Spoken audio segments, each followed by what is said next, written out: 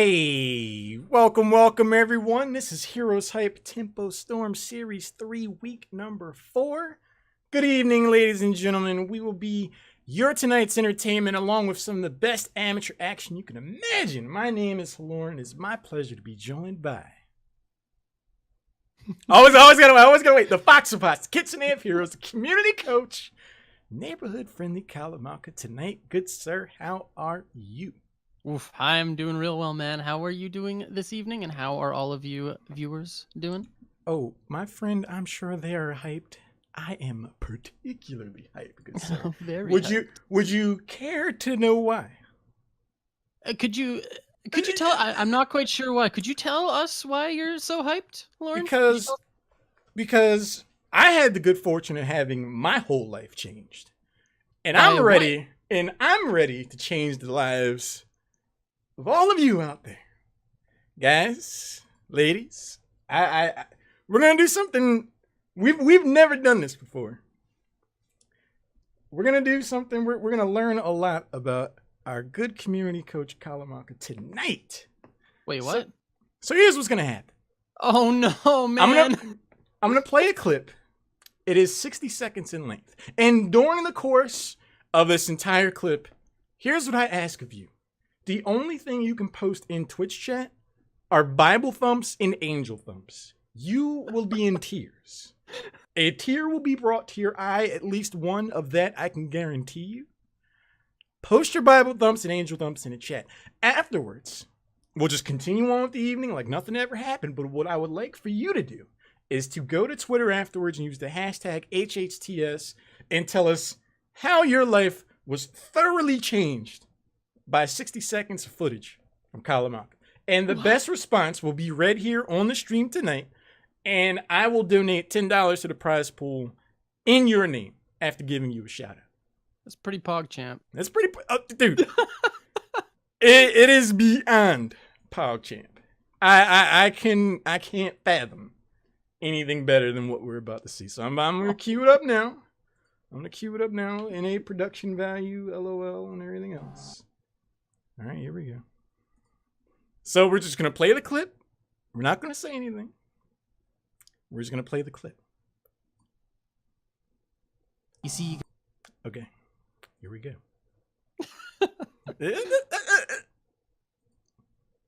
Guys, sometimes when you got an Anna on your team, and you also got that Medivh, all you want are those shields. You just want those shields to be coming in constantly, over and over, and you just don't want that damage to hit you, you know? You just want those shields coming in. You want all that damage negated. You don't want anything in this world to hurt your team. And that's why we pick Medivh and Anna together forever. Together forever. Anna, Medivh, together forever. You got one support, you got Medivh. You got the heals, you got the shields, you got the bird. That's all we need. Together, what? Forever. Thank you, guys.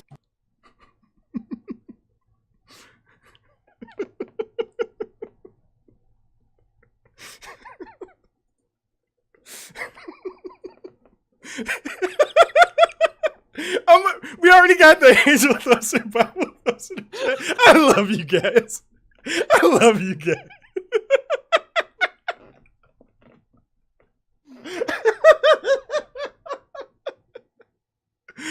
Oh my word.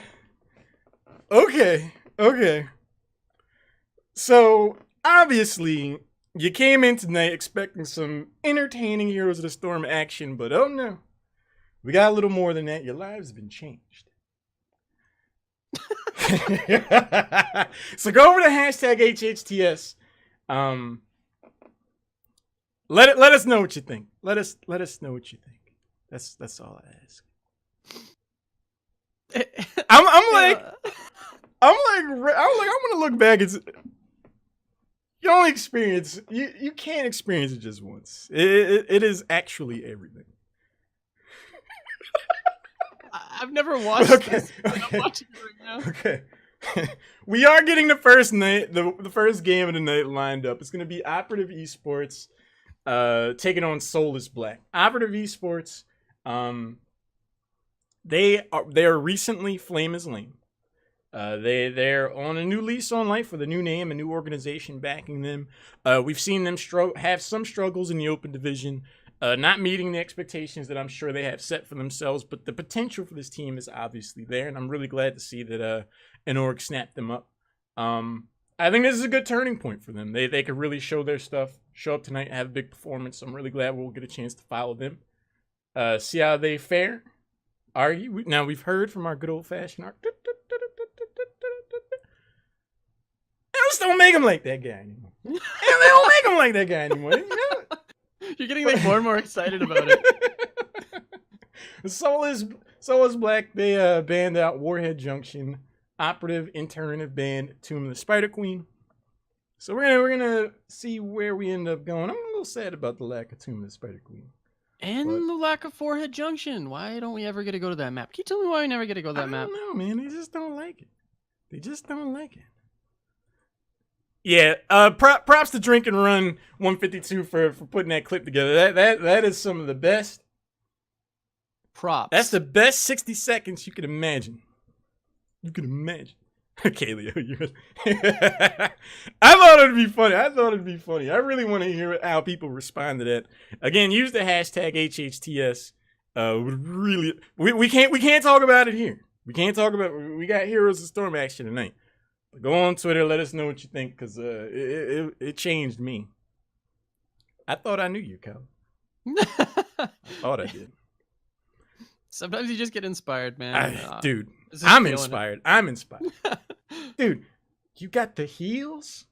You got the shields. Like I was like when you dropped that line, I was like, all right, I'm in. I'm committed now. I'm invested. Jeez.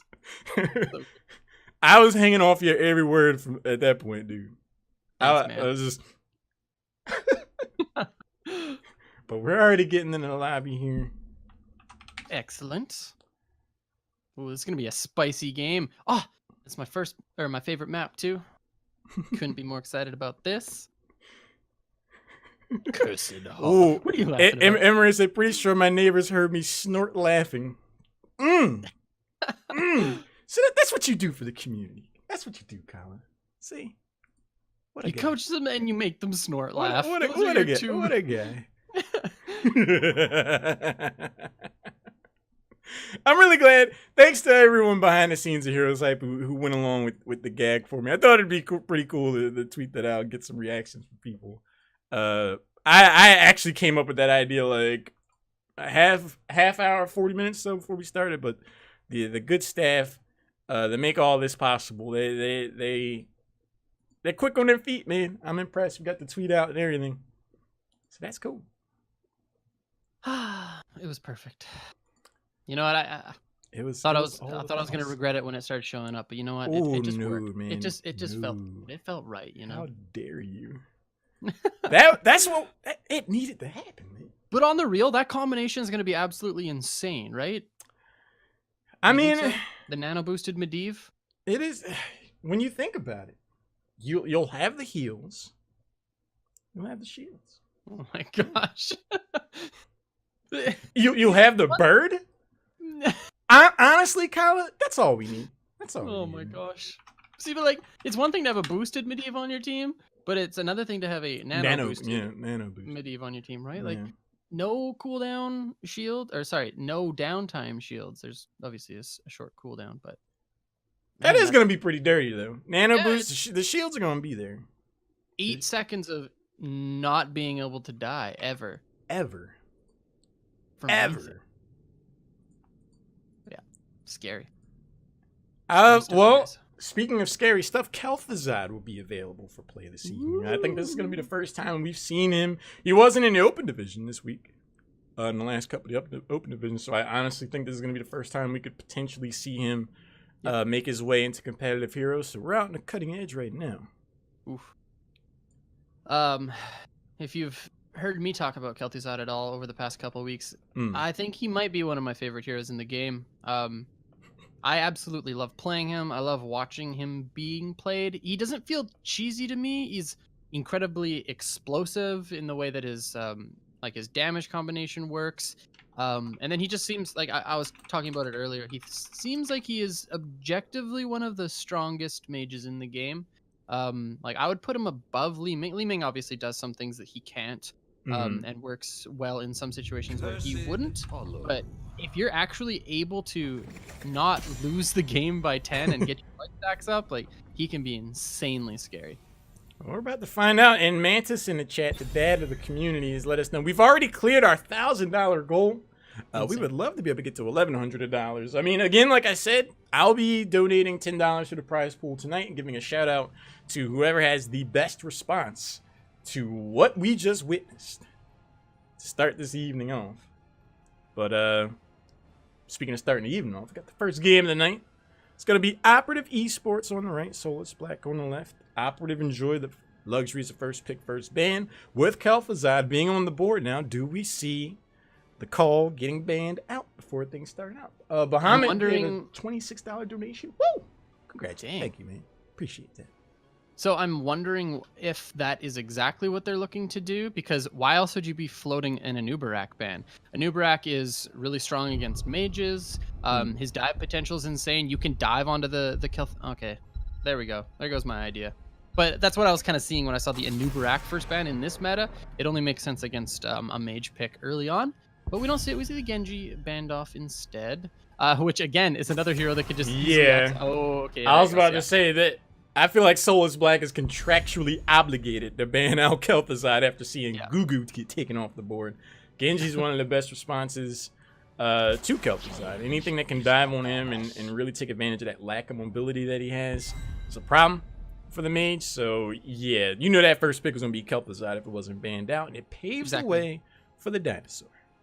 See, like, and that's another reason why I like Kel'Thuzad. There's so many things that work really well into him. And so he's not, like, super OP, but I just think he's really powerful. Greymane, Uther picked up an insanely strong first two picks for Soulless Black. And obviously the Dahaka, one of the better globals on this map for Operative Esports. What are their next two picks, though? Like, usually I take the first game or two to kind of see where the amateur scene's sitting, because it's usually a little bit different from HGC. We've seen actually quite a bit of variation from the two scenes, but this is looking pretty darn similar. Like, I would expect maybe a Rehgar plus what would it be? A Rehgar plus something, wouldn't it? I mean, I definitely think Rehgar should be one of these two heroes. With Uther already being picked up, Rehgar is one of the strongest supports still available. He does get picked up, and I was gonna say maybe they want to also lock in their main frontliner, because then they can get out ahead of the curve. There isn't a tank yet picked up for Soulless Black, so making sure you're not boxed out on that front. You have 4 heroes before you get a nut for another 2 if you're on the side of Operative Esports. I think they did themselves well by picking up Arthas there. I also wonder if they're picking up Arthas as like preventative measures for later on in the draft, because they have the global, right? So now Soulless Black is forced to play a Falstad or an Abathur, which isn't out of the question at this point. But the Arthas pickup is like saying you have no chance of picking Illidan into our comp at this point, right? So maybe they're positioning themselves that way just so that they have the global advantage. That's something I've been thinking when I just saw the Arthas pickup there, because that is pretty early to lock it in Arthas, all things considered. But they decided to go Rehgar Arthas. It's so there's the Abathur ban. Not sure how much sense the Abathur ban makes here, considering how a Dahaka is already picked up for Operative, but the ETC response is perfect. Yeah, if you already have Dahaka, I don't think we see Dahaka Abathur too often, not necessarily the synergy I think of. I really like the ETC ban. Diablo Li Ming, it's interesting. It sets up a lot of blow-up potential. Shadow Charge and Overpower. If the Orbs and Magic Missiles are there, along with Greymane jumping in, that could be someone getting sent home. But past level 7, you're going to have Armor for Arthas. Rehgar's got some pretty solid healing. Ancestral Healing is going to be there as well, past Heroics. Not really the engaged pair we see picked together too often. No, I like the Li Ming on this map in particular. We were talking about some of the differences between Kel'Thuzad and some of the other mages that excel in this meta. Li Ming's really good on this map and like maps like Towers because of her ability to stall those objectives. So if Operative Esports are trying to cap the tribute, Li Ming does a really good job at stalling that out. And then same with on Towers of Doom if they're trying to cap the altars, same thing. So, yeah, but it doesn't like synergize too well with everything else. But I can see it working here. Now, what are the response picks for Operative? I wonder if they'll go something like Lunara because okay, it's a Vala instead of the Lunara and the Lucio. Wow, double support Vala. Okay, this is actually pretty scary. Lucio Vala to round things out. We've seen some very squirrely Lucio play of late with narrow escapes not only from Lucio himself but other members. Him getting other members of his team out. That's definitely going to be something that annoys Diablo. That E range is already brutally small. So having that added movement speed for a hero like Arthas or Vala could be backbreaking to say the least. The Stitches hook, huh? They can get the hook into stun from Uther. But aside from that, the follow-up isn't really necessary from the hit confirm that Uther's stun provides. But another frontline, I think, would have been necessary in this case. It's either that or you just build another high damage dealer to try to combo off of Diablo, which I probably would have liked a little bit more. You've got double support from Operative, so you just want to blow up a target, right? Because they're going to win that long game. Especially if level 16 hits, and Lucio's overtime healing just skyrockets. That's going to be so difficult for Soulless Black to deal with. The main thing I'm worried about for Soulless Black is the somewhat lack of synergy between Diablo and Stitches. Is like, there could be a lot of disruption. Stitches is about to land the hook. Shadow Charge knocks them out of position. Overpower could do the same thing as well. The positioning Diablo is trying to set up for their team could very well be disrupted by Stitches. So the coordination to really make all that lockdown work and make the most out of the displacement, I feel like by the time they figure all that out, Arthas is just going to root one of them and then they're going to get blown up. I think that could definitely be true. And yeah, Operative's comp at this point, I think, is both A, easier to pull off, and B, probably just in general better. Like, they've got the Dahaka, they have the only global on this map, and obviously it's such a massive map. And I just don't feel like their 4v, even 5 is going to lose as long as they position properly. They have a Vala as their hyper carry, so all of the hooks should be able to be dodged by the likes of her. So I'm actually giving this draft over to Operative, but that's not to say that Soulless don't have their way in this game either. Like, they have pretty crazy damage coming up from the Greymane and Leeming, so we're about to see the first game of the evening. Hope you guys are excited as we are. Over on the left side, we have Soulless Black. Plan of actions on Leeming. 10 seconds. Good job. Back them on Greymane.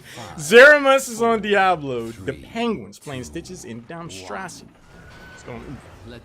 And on the right in red, we've got Operative Esports. This shot on Arthas. We got Trap Queen playing the Lucio. Legend on Vala. Deadly Ice playing the Dahaka. And Mfu on Rehgar. All right. A 3-1-1 setup for the members of Operative Esports. All hands on deck, meanwhile, mid, Soulless Black. They're looking to scrap. I mean, they have the Stitches, they have the Diablo. Definitely two heroes that really enjoy that level 1 displacement, early scrapping. And I think Operative Esports have identified that they don't want any part of it. They're not looking to fight this yet. And at the same time, like, how is Soulless going to respond into this? They can't just send Greymane. Greymane's going to have this entire wall pushed in a matter of no time at all, and the response push just isn't there for Soulless. So here's the response. They see, like, they bring up the Leeming, they bring up the Uther, but is this going to be enough into this double support Vala comp? I'm not too sure, but I mean, this is some of the value we see out of Lucio. Anytime the members of Operative Esports don't like what they see, they just hit Lucio as the E key and they're gone.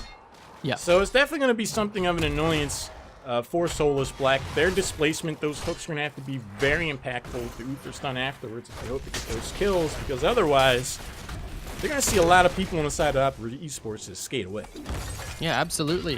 Shot and Zeramus in this mid lane just trading out with each other, and actually Diablo was forced to tap, so Shot winning the trade down there. Meanwhile, Dahaka against the Stitches. It's the battle of the wet noodles, so nothing wild going on down there. And actually, Soulless Black did manage to stop the push potential of Operative Esports in the top lane, so I actually don't anticipate anything wild happening before the first tribute spawns. Both these teams probably looking at picking up their hard camps, or sorry, their easy camps. Greymane is on the top side of the map, so it should be relatively easy. And we see Rehgar already rotating down for Operative Esports as well. Not too bad. I mean, a few seconds left. Rehgar's already on there, like you said. Greymane moving back towards to do the same. Slight experience lead for the members of Operative Esports for the moment. But I'm really curious to see how Mfu fares. He's the newest member of this roster. There's always something to be said for new synergies, new playstyles and mindsets when there are roster changes. But I imagine Mfu's going to settle in pretty well on his team. We've seen him in the amateur scene for a while, and he definitely can hold it. And Diablo looking for a little bit of blood in this top side. Doesn't actually make any engagements here. Just looking at clearing up the creep wave, and Uther was forced to tap earlier. A lot of damage went into him, so they're not going to have this for this first tribute, which is... Actually, we don't know a spawn location yet. Sorry, I thought it was just spawning there. My mistake. But yeah, easy camps picked up for both these teams, and at this point, depending on the spawn location... Okay, so the fact that the global was bottom for Operative Esports and the siege camp was massively beneficial for them, but the spawn bottom too. It looks like there's a little bit of a skirmish going on between mid and bot. Yeah, that rotation gets a touch spicy with the shadow charge. The root goes in afterwards. Shot's gonna start to put the screws to Diablo, getting slowed to actual death. That's gonna be first blood. Diablo is taken down. Mfu starts the channel, gets hit by the old dodgeball from Li Ming. Playing it back to try to get some damage in there. Another impactful root goes down. Diablo, or no, Stitch is getting slowed down. The old song and dance, once again, the front line gets taken down. Yeah, and meanwhile, top, like, the siege camp for Soulless Black is getting a bit of value, but it's not even going to take down any portions of the wall. A lot of damage down there, but first tribute going over to Operative Esports, and also 2 kills this early.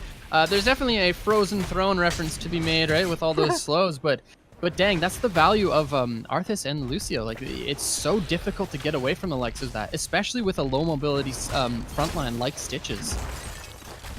Level 7 advantage for the moment for Operative Esports. I think what we saw in that last team fight is something that the members of Soulless Black have to really be mindful of. Arthas just walks up onto Diablo or Stitches and slows them down until they die. If they don't get the engage that they want to really dictate the terms of those team fights, they could find that story being played out time and time again. It's going to be really up to Soulless Black to get the upper hand in the team fights early on. Yeah, absolutely. Factem? How do you say this guy's name? Is that what exactly? Dude. Yeah, Factem. Traded out a bunch of damage, but actually Uther was the one who got caught in that situation. He goes down. That's another kill over to Operative Esports, and at such a poor time for Soulless Black because the tribute is spawning right now, and it looks like Operative Esports are going to push in. They're going to get the positioning advantage. Drag lands on Diablo, but no follow-up CC. But he's in a lot of trouble here. Here's the infinite slows coming in from Arthas, and that's another kill. 4 going over to Operative. The attempt to juke the root's not going to play out, but ultimately we're going to see a hook shot's going to channel. Meanwhile, Dahaka pulling main tank duties successfully. That's going to be the second tribute of the night for Operative Esports. They have about a level lead now. By the time the next tribute comes up, Heroics could be on the board as well. This could be the beginning of a snowball, but a nice root goes on Domtrossi. He's like, hey, I just came back, guys. I thought I'd be able to be okay for a little bit, but they're really putting pressure on the support right now. Yeah, and this is a full level advantage at this point. Rehgar back doing the hard camps for Operative Esports. This is going to be pushed out, and level 10s are probably going to be either picked up or extremely close for Operative when this next tribute spawns. So that's going to be really scary for Soulless Black. Scary is definitely the word I would use to consider what's happening right now. Level 10 definitely should be on the menu for the members of Operative Esports. Deadly Ice having no real trouble hanging out in the bot lane right now. 2 members of Operative hanging on to that Bruiser camp, looking to get the most value out of that. So far, Kala, they've been playing this map about as good as you possibly could expect. Yeah, and Soulless Black looked like they were rotating down to maybe get themselves a pick onto Dahaka, but at that point they're essentially just wasting time, because look at this mid wave. It's completely pushed in. They need to be picking something like this soak up in every lane possible. They're missing soak top. They're missing soak mid. They're literally only gaining experience off of a single lane, which is bot side right now. So Soulless Black need to just be giving up this tribute, grabbing this camp is fine, but they seriously need to make sure that they're picking up the soak in other lanes. And we do see Stitches going top now, picking that up. Level 10's almost here for Soulless Black, but it's too little too late at this point because Curse going over to Operative. Yeah, and Kyle, I mean, it feels real bad when you're in this position that Soulless Black find themselves in right now, but I'm really glad to see cooler heads prevail. They take one on the chin, they effectively eat this curse, because if they went to go fight for it without their heroics and they lost heroes and the curse was picked up anyway, this could fast become a situation that they never quite recover from. They're holding up right now. Pretty solid defense. The displacement on shot could put some damage on him, but he just pops his level 7 armor talons like, I'm actually okay, guys. I'm doing just fine. The 3 rain is there. There's the follow-up. Domtrosity in a lot of trouble, but Vala's actually positioned pretty far forward. The Ancestral does land, and now the Gorge onto Vala. She's going to be in a bit of trouble in this backside shot now, just trading out with Uther and the Diablo, and they get a kill. Legend extremely low, but the beat gets dropped. Lucio is there, and another kill goes over to Operative Esports. And the drag lands as well. Oh my gosh, is this the new roster, Haloran? Operative Esports are playing lights out Heroes of the Storm. That team fight is Exhibit A. That boot, that beat getting dropped, that drag was all dirty and opened up the first first keep of this game. 7 minutes, 45 seconds in. Not too shabby. They have to feel great about how well they executed that team.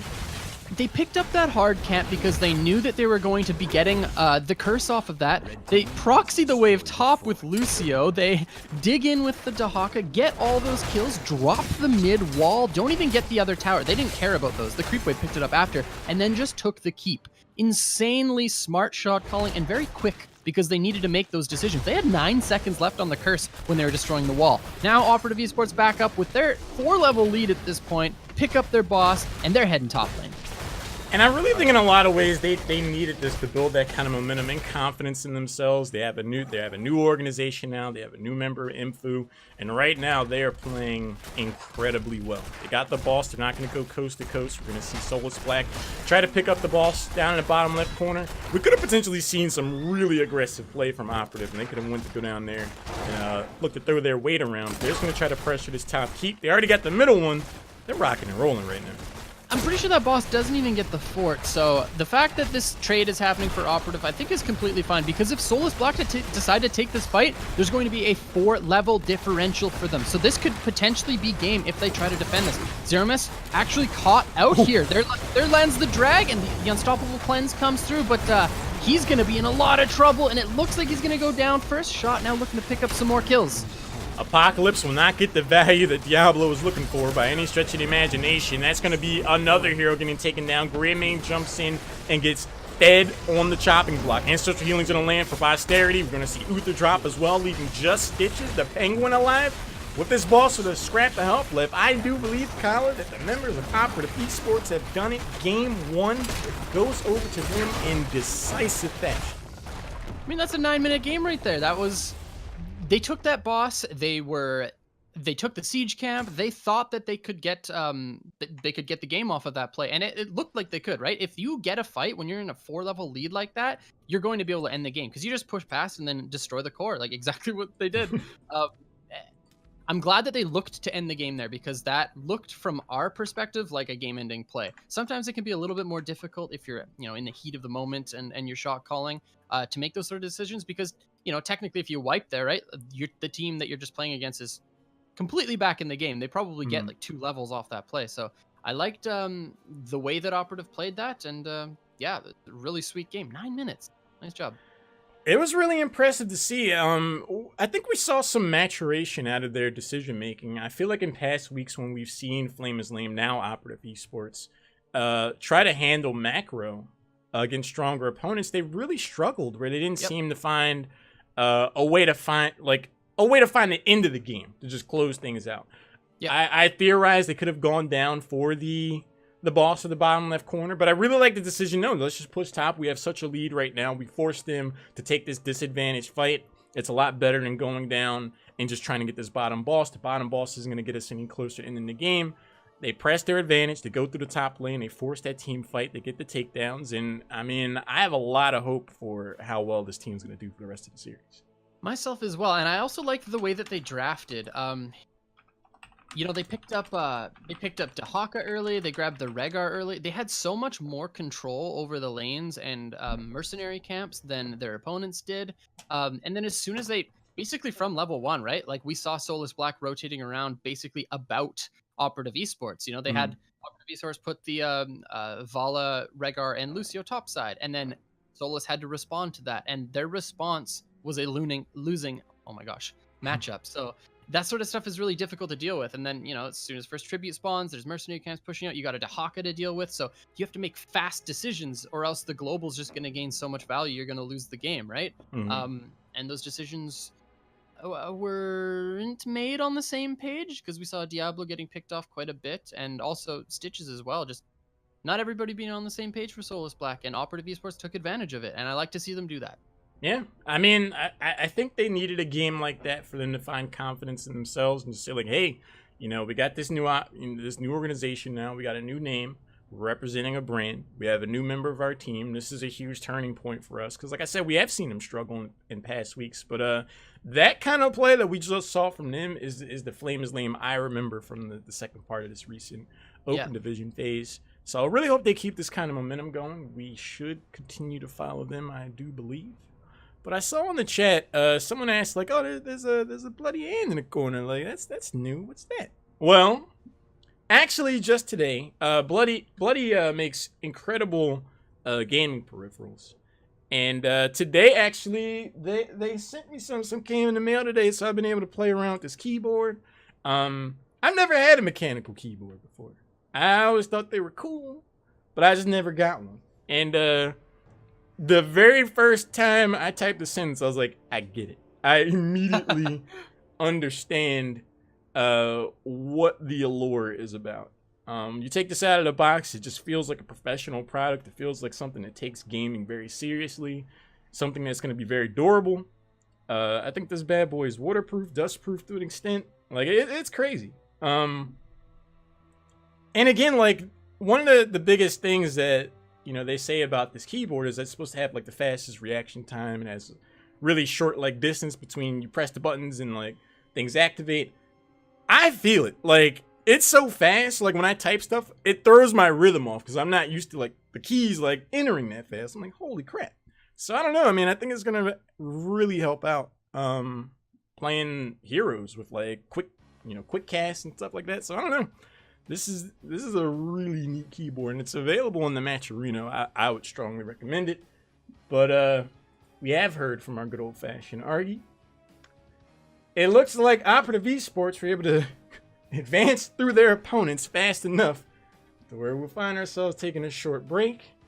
We might be doing Animals versus whoever wins, whoever's slated to play up against them. Game coming to Operative was only 1 minute in. So Operative Esports, they had themselves a break for a little bit. Donkeys are 12 minutes in. So yeah, we'll take a short break. Don't go anywhere. Get the next game lined up. I'll take some time to look over it at Twitter. If you guys have not yet looked at the clip that Kala put together the other night, or Drink and Run made the clip, but it features our community coach Kala in rare form. But we'll be back. Don't you go anywhere. My name is Lauren, joined by the Fox of Hots himself. Stay tuned. Hey, welcome back, everyone. HeroesHype Tempo Storm Series 3, week number 4. My name is Lauren, joined by the Fox of Hots himself. We've had one game under our belt so far this evening where we saw Operative Esports in quite decisive fashion take down their opponent, Soulless Black. Hope to see Soulless Black in action again in future weeks. We also are doing I don't want to call it a competition. I don't know, but we're doing a thing. We're doing a thing where our good community coach changed our very lives with a 60-second rendition of an original song, Together Forever. Oh my gosh. Just thinking about it since chills up my spine. Go over to Twitter, hashtag HHTS. Let us know how this song has impacted your life. Made you a better person. Put wind beneath your wings. Things like that. Yeah. Because that's what you did for us, Kyle. That's what you did. I don't think you knew what you were doing when you started doing it, but after you did it, you did it. Oh boy. That's fun. That's fun. But it looks like we're still waiting to see who's going to play Operative Esports, so we are jumping to another portion of the bracket. It's going to be Animals going up against Donkeys Are Us. Now, this is a titanic matchup. to say the very least. The Animals feature the Ebros, two very strong players in the amateur scene. They won Heroes of the Dorm this year on UTA. Donkeys R Us are a team whose reputation definitely precedes them. A team that is very strongly favored to make it to the Crucible this year. Always scrapping up against Import Support and Heroes Hearth. Esports. Those feel like the top three teams in the amateur scene in the open division right now. So seeing these two teams clash at this portion of the round is not only big for us as viewers enjoying the game, but has implications for HeroesHype Tempo Storm Series 3. Because right now, Animals are second place with 14. Operative Esports Flames Lane, they have 7. They are in 6th. But we've only seen Donkeys R Us in week 1. And they lost out to Oh My Science against the very surprising Sylvanas comp. Oh yeah, you may remember that. Yeah, super wild. And they haven't been back since. So you definitely you know they want to come back here. They won Series 1. They were in the finals for Series 2 as well. They're looking for the hat trick, man.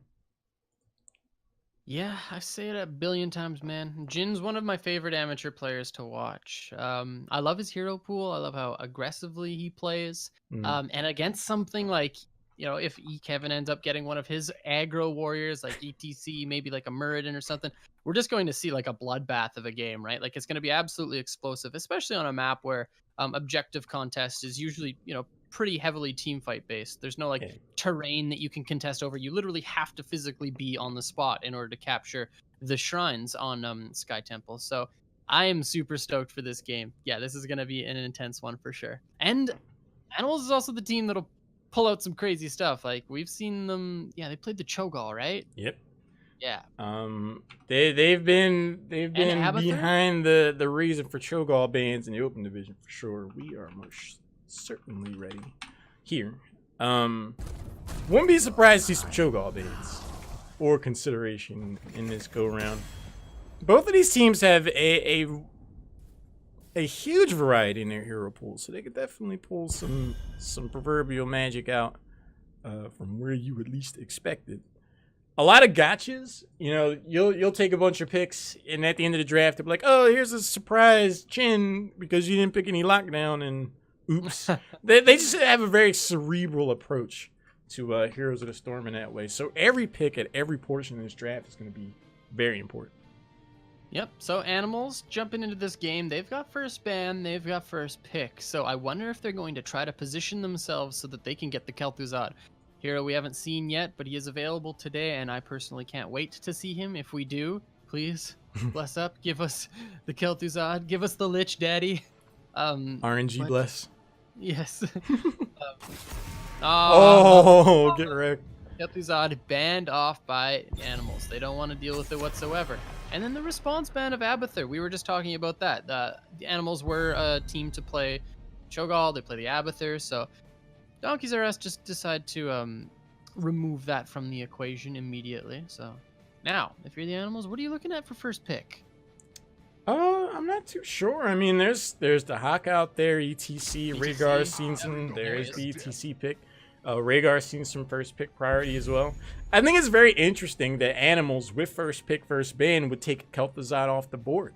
Does that say that they don't yet have a player that is familiar enough with that hero to where they'd want to take them into HeroesHype Tempo Storm, or do they just have a specific composition in mind that won't necessarily feature what Kel'Thuzad brings to the table? I'm curious.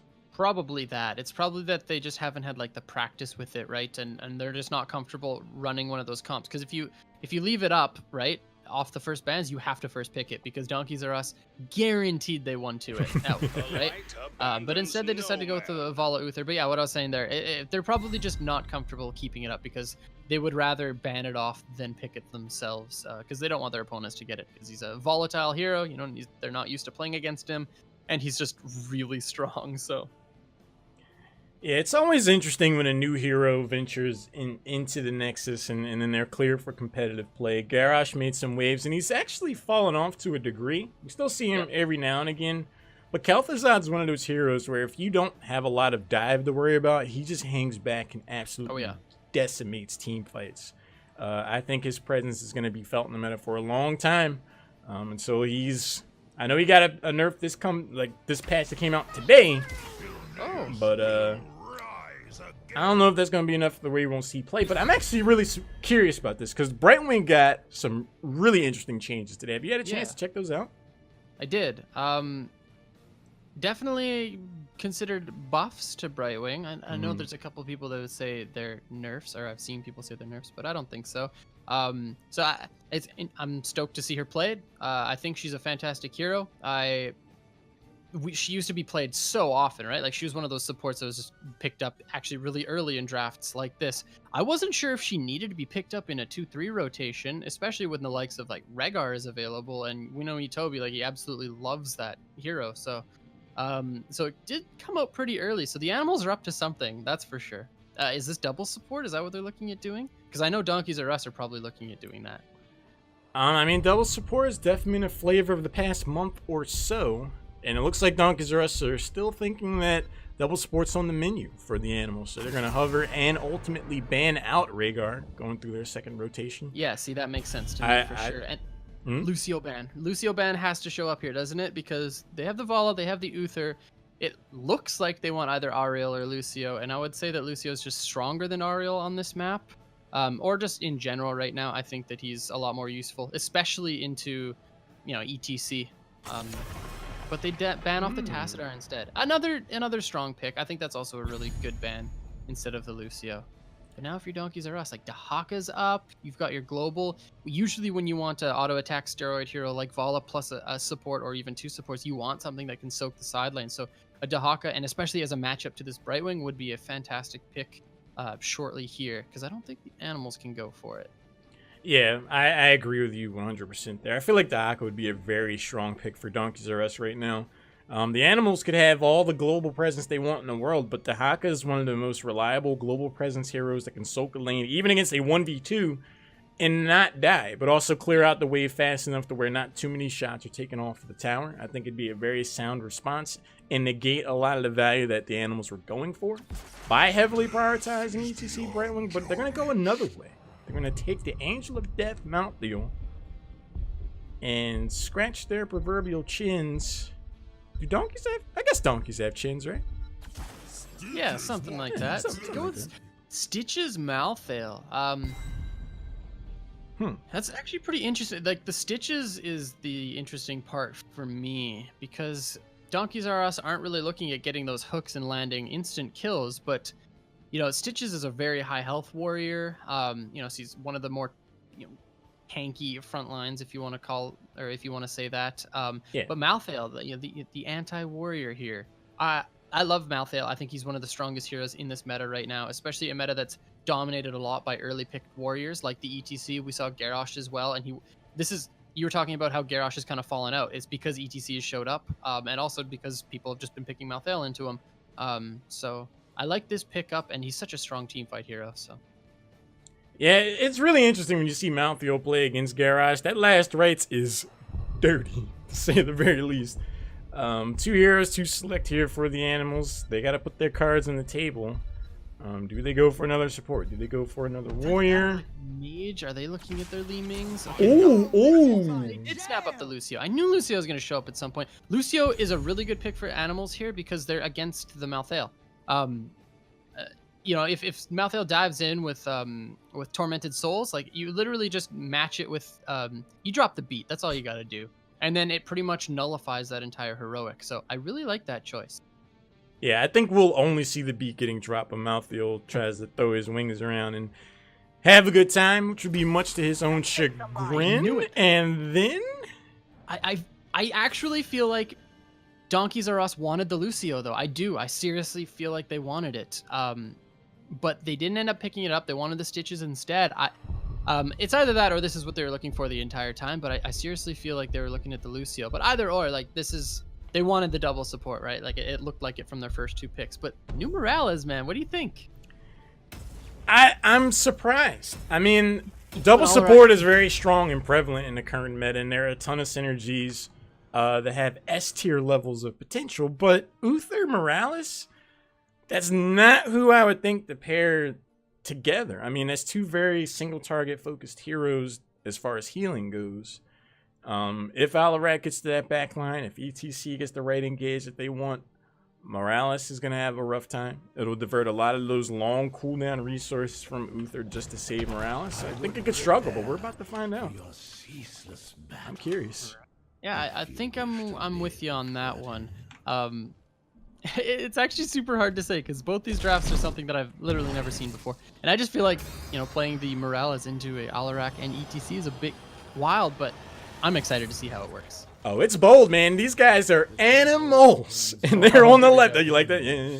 On the left, you got ETC being played by E. Kevin. E. Toby's on Lucio. Droplets is playing Alarak Hospital. He's playing Greymane. And Jenny, be floating around on Brightwing. And on the right in red, we've got Donkeys R Us. It's Jin on Stitches, Slice Blade playing the Vala, Kawaii Rice on Uther, Elheim playing Lieutenant Morales, and LZ Gamer in the solo lane on Malthael. And Donkeys R Us wasting no time. They rotate top with their 4-man squad. They pick up the Watchtower, and they're looking at this top wave. You know, this is that double support with Vala thing that we were talking about, right? It's pretty scary in this early game. Donkeys R Us are one of the most coordinated teams you can find in the amateur scene right now. As far as like the first few minutes of a game goes, their rotations are very crisp and precise. They know exactly what they're doing. They have a great shot calling structure for that. And that's some value. They get some damage in on that tower. The rotation is going to be there, but late from the animals. Those kind of things, those chipping away at towers, getting those structures, getting that experience turns into big things for Donkeys R Us. It's always death by 1,000 cuts with them, it feels like. Yeah, absolutely. The power slide from E. Kevin goes in, but Donkeys R Us have a lot of sustain, and now Droplets in a lot of trouble. But it looks like Donkeys R Us just kind of want to walk away from this one. They're absolutely winning that trade, and you know, they don't have the fastest healing potential, so yeah, a little bit of just like a show match there. Kawaii Rice, he's in a bunch of trouble. Takes that easy stroll into the bush, gets some damage put on him, but Elheim's going to be able to patch them up. E. Toby with the boop, gonna knock Slice Blade back. It was cheeky and daring. I was surprised Kawaii Rice was able to get out of there as Yeah, I thought he died in like every parallel universe, but it looks like he walks away, and they're going back for the same thing. E. Kevin wants to get that slide. Droplets looking at that combination as well on Alarak, but the patience from the animals, and maybe unjustifiably so. Well, what's really interesting to me is that with 4 members up top, nobody on the animals is going to go soak mid. They're trying to get value out of this decision. There goes the stun on E. Kevin. Slice Blade hanging out there, potentially a power slide target. No, he's just stepping in. He's leaning forward. He's like, look, I've got Morales and Uther here. The power slide just missed from E. Kevin to turn around stun. If the burst was there from Slice Blade, that could have been some stakes. Yeah, absolutely. I mean, it's already a half-level lead going over to Donkeys R Us, a little bit more actually. And like you were saying, like the lane soak just isn't there so far, and they're trading temples. So you're trading temples, you're only getting one wave, maybe a little bit more in soak. Actually, they weren't even trading temples. They were just losing a temple because they weren't sitting on the top one. So definitely not a good call there from the animals so far. And we're seeing a level advantage already for Donkeys R Us. Yeah, it feels like the animals, they might get Jin here. 12 health. 22 starts to heal up. Stitches finally will go down. Animals could look to collapse. A nice telekinesis in the Discord strike. Kawaii Rice, polymorph, body blocked a long way from home. The power side's going to lock the paladin up as well. Uther's a ghost for the moment. 2 takedowns in favor of the animals. Ooh, if Donkeys R Us didn't play up at that point, like they would have been almost... I wouldn't say that. It would have been very difficult to come back from that because they lost an entire wave mid for that, but they picked up the kills as a consolation prize, which actually put them closer than they would have been for probably just soaking at that point. So a little bit of that experience gap now figured out for the animals. The rest of their squad rotating mid, just cleaning up this wave, and Jenny sitting on top as well as she can. 2 more shots to pick up. High-level game theory here. One advantage that's working in favor of the animals right now is that by having the lion's share of the shots up top, look how much damage got put on that top fort. It actually is just not going to get taken down. That means that the bruiser camp is picked up at the right time for the animals. That's going to net a ton of value. It'll go through that what remains of that top fort and start knocking on that keep wall. That could definitely be huge. They steal away the siege camp as well. So right now we're seeing the animals show that they know how to do some macro too. Yeah, this is smart by Donkeys R Us. They didn't want to go early siege camp and then later hards at the 4.5 minute mark, because they actually they want to put pressure on top lane with their camp as their double support ranged assassin combination. Because if they traded hard camps later on while the shrine was bottom, animals come up on top because they're the ones with the global, right? They just put the Brightwing up top and then they win that trade no matter what. So I like this call to actually gain full use out of their camp by pushing top with it earlier. It's really smart decision making. I mean, it's gotten them, it keeps their experience lead. The vault forward almost is going to be enough to take Greymane down, but Ospo is going to be able to escape what looked to be certain death. He's like, not even close, bro. But this top fort is going to get wailed on as a result. Donkeys R Us are going to hang around until they're able to claim that. So the value that could have been had out of the Bruiser camp for the animals is in a lot of ways negated by that move by Donkeys. Yes, this is so smart. Oof. Donkeys R Us actually leashing this top Bruiser camp, and it looks like they want to take it. They just saw that the animals siege camp bottom side was picked up, and 2 are showing on the wave, so they can absolutely take this away as long as they push in and just completely commit to it. Slice Blade vaulting in there, looking to get a little bit more damage onto Brightwing, but here comes the rotation from Kevin. This could be big. He's waiting in the wings. I hear the Jaws music. He's wrapping around. If he gets the right power slide, this could be something. But Alarak is not here. Neither is Lucio. They're starting to move in. There's the power slide. Do we have the face smell? Not just yet. Slice Blade's going to start kiting back, getting in a ton of damage. The Telekinesis and Discord Strike do not set up a big play for the members of the animal, so they're going to start to back away. But at the end of it all, level 10's right around the corner for DRU. I'd say they got ahead. There's so much I want to talk about here. Donkeys R Us played so well. There goes the slide onto Vala, but Slice Blade is actually pretty okay here. Kawaii Rice's heals and Alheim's are there to keep her alive. Few auto attacks coming in, but she's actually in a lot of trouble. The polymorph goes out and Vala goes down. I spoke a little bit too soon. Kawaii Rice wasn't there for any additional heals, and Slice again goes onto the Uther. There's the there was the Telekinesis and Discord Strike, but the helping hand to save Uther. Can they get him out of there? There's the Divine Shield. Heroics come online at just the right moment, so Uther is going to be able to escape. But yeah, the animals, they saw an opportunity. They had to go in there and try to make something happen before level 10 came online for the members of Donkeys R Us. Got a takedown, almost got 2, but ultimately it wasn't enough. They had to back out. And there's so much that Donkeys R Us are doing here that I want to talk about, but it's all happening so fast it like becomes irrelevant, right? Like them leashing that top hard camp meant that the rest of the animals had to pull up to the top side of the map after they took their siege camp. So Malthael just cleaned up that siege camp for free. Like, it was actually so smart of them to do that. Like, Donkeys R Us have been playing extremely well so far, just pulling the animals across the map and taking away any advantage that they're trying to build. So Jhin making the rotation onto Hospital in this mid lane. There goes the rain, but it's a bit of a whiff. So Random Vengeance is going to airball. Jin's going to be left out front for the moment. Discord Strike goes in, but Uther and Morales have things to say about that. Malthael dives in deep and gets rocked immediately. Oh no. that was through Tormented Souls too, so the additional armor wasn't enough to save the Lord of Death at that point. So yeah, the 1 kill going over to the animals. And they definitely have a scary comp, right? They've got the Power Slide, they've got the Discord Strike, they got the Polymorph to follow it up. So it can be really sketchy if you're caught out, if you're the likes of Malthael, so he's got to be careful about that one.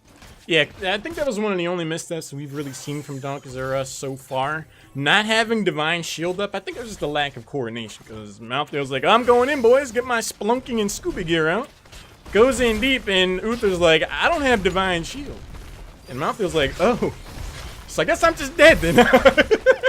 Yeah, exactly. Earlier, the death that they had on Vala, Divine Shield was there. It didn't get used. But at the same time, that 1 kill for the animals was traded for an entire shrine cap on bottom. So I think that was super worth for Donkeys R Us. Here comes the stage dive.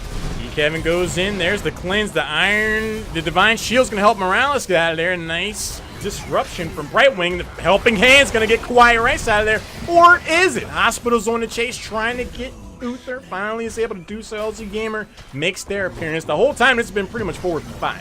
Greymane is going to get taken down. Droplets seeing a boatload of damage. Silence went out as well. Uther finally vanishes. LG Gamer goes in. A nice hook brings Jenny back.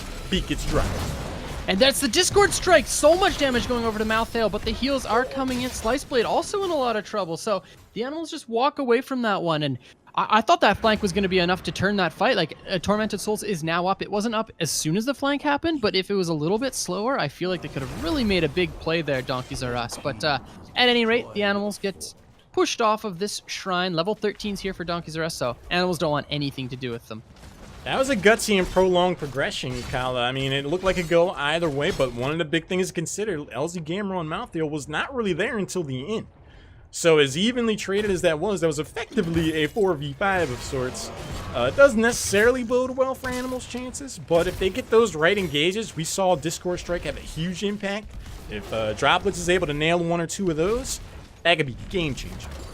Yeah, absolutely. And Gloom picked up for Vala, so she's going to be harder to burst down, and also well met for Uther. But that being said, there goes the power slide onto Uther, and he's actually doing just fine on the front line of this fight. Emerald Wind, Jenny from the block moves up, gets some displacement. LZ Gamer is going to arrive to the party. A nice hook. Emerald Wind already used. Jenny wish she had that. Here comes the trampoline.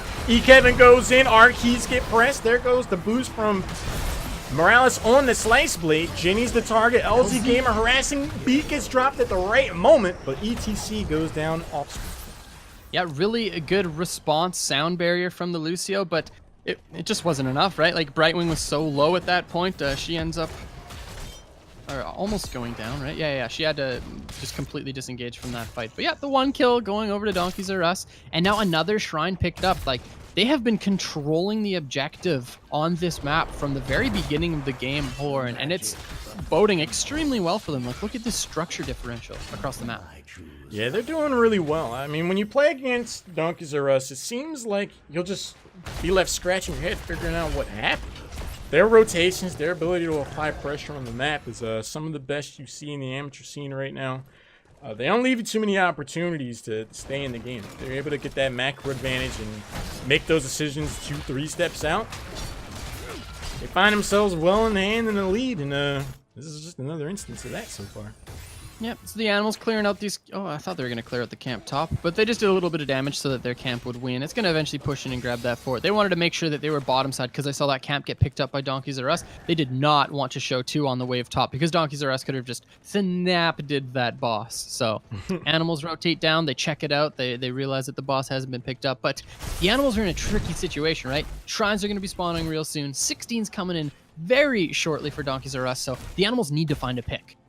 LZ Gamer is going to pick up the vision, and I think Mouthfeel showing top here, clearing this out, could be the green light that the animals need. Even talent here, you have Brightwing up top. She can teleport in. They need to make something happen before level 16 kicks off. I really like that Donkeys R Us did not go for this boss against Emerald Wind. Even talent here, a lot more to lose. Discord Strike just misses. Brightwing looks to get involved. Mouthfeel not yet here. Rain of Vengeance for the disengage. But animals just cut and run right there. Huh. I mean, that was both rain stacks used, so, you know, another 35 seconds and one of those will be up.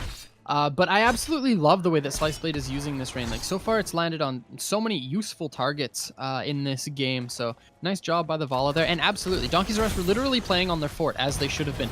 This is pretty sneaky. The animals starting boss, they can't do this. Okay. It was all a ruse. I was about to say, the joke was about to be on them if they pressed that issue. I don't know how well that would have gone on, but it looks like the members of Donkeys R Us are like, oh, that's not a bad idea after all. They're kind of hanging around the boss thinking about if they want to go in or not. But without their level 16s, we're going to see the evasion tactics employed by the animals. Jenny's going to float up top.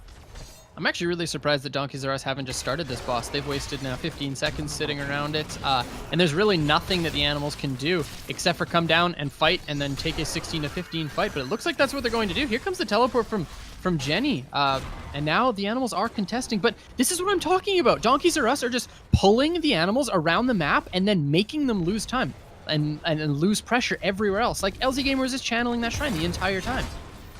Absolutely. I mean, this is beautiful shot calling from Donkeys R Us. Force the rotation out and then back away. Every second that the members of the animals have to respond to that, that's a second they're not getting level 16. That's a second they're not on the temples themselves. Right now, it just feels like the world is the oyster.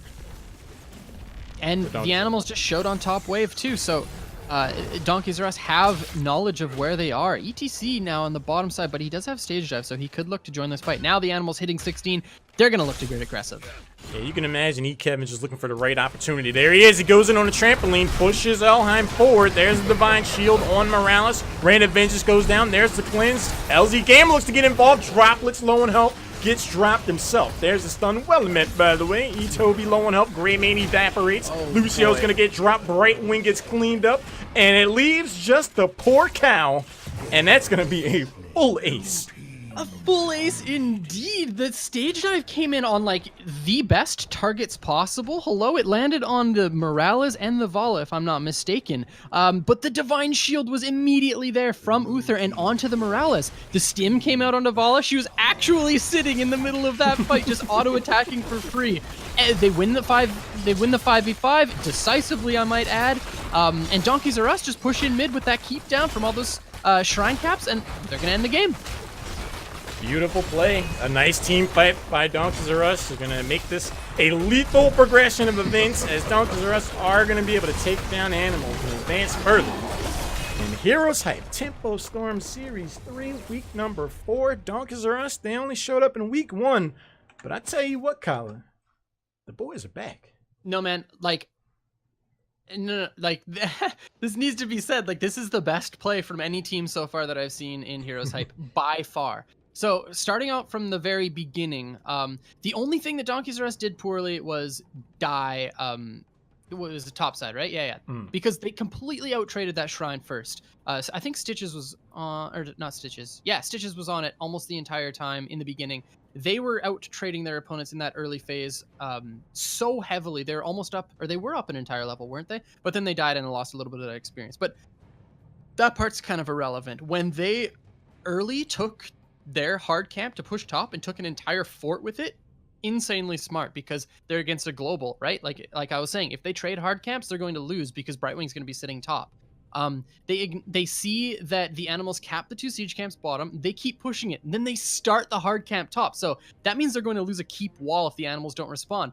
We saw Kevin come up, so the animals did respond to the rotation. They saw them on the waves leaving, and then Donkeys R Us pull back from that. They lose another hero there off their level 10s because Vala dies, but that's what they were doing the entire time. They're taking things from the animals and losing nothing because they were pulling the animals across the map the entire time. And that boss play, fantastic. Like, they started the boss when they knew that the animals were showing elsewhere. Then the animals had to pull off of it, and meanwhile Malthael was sitting there the whole time with his monocle twisting his mustache. He's like, yeah, I'll cap this all day, baby. I don't care. Like, Donkeys R Us literally pulled resources across the map over and over and over, and then just stole the game away. They didn't even like win a team fight, and they got a keep.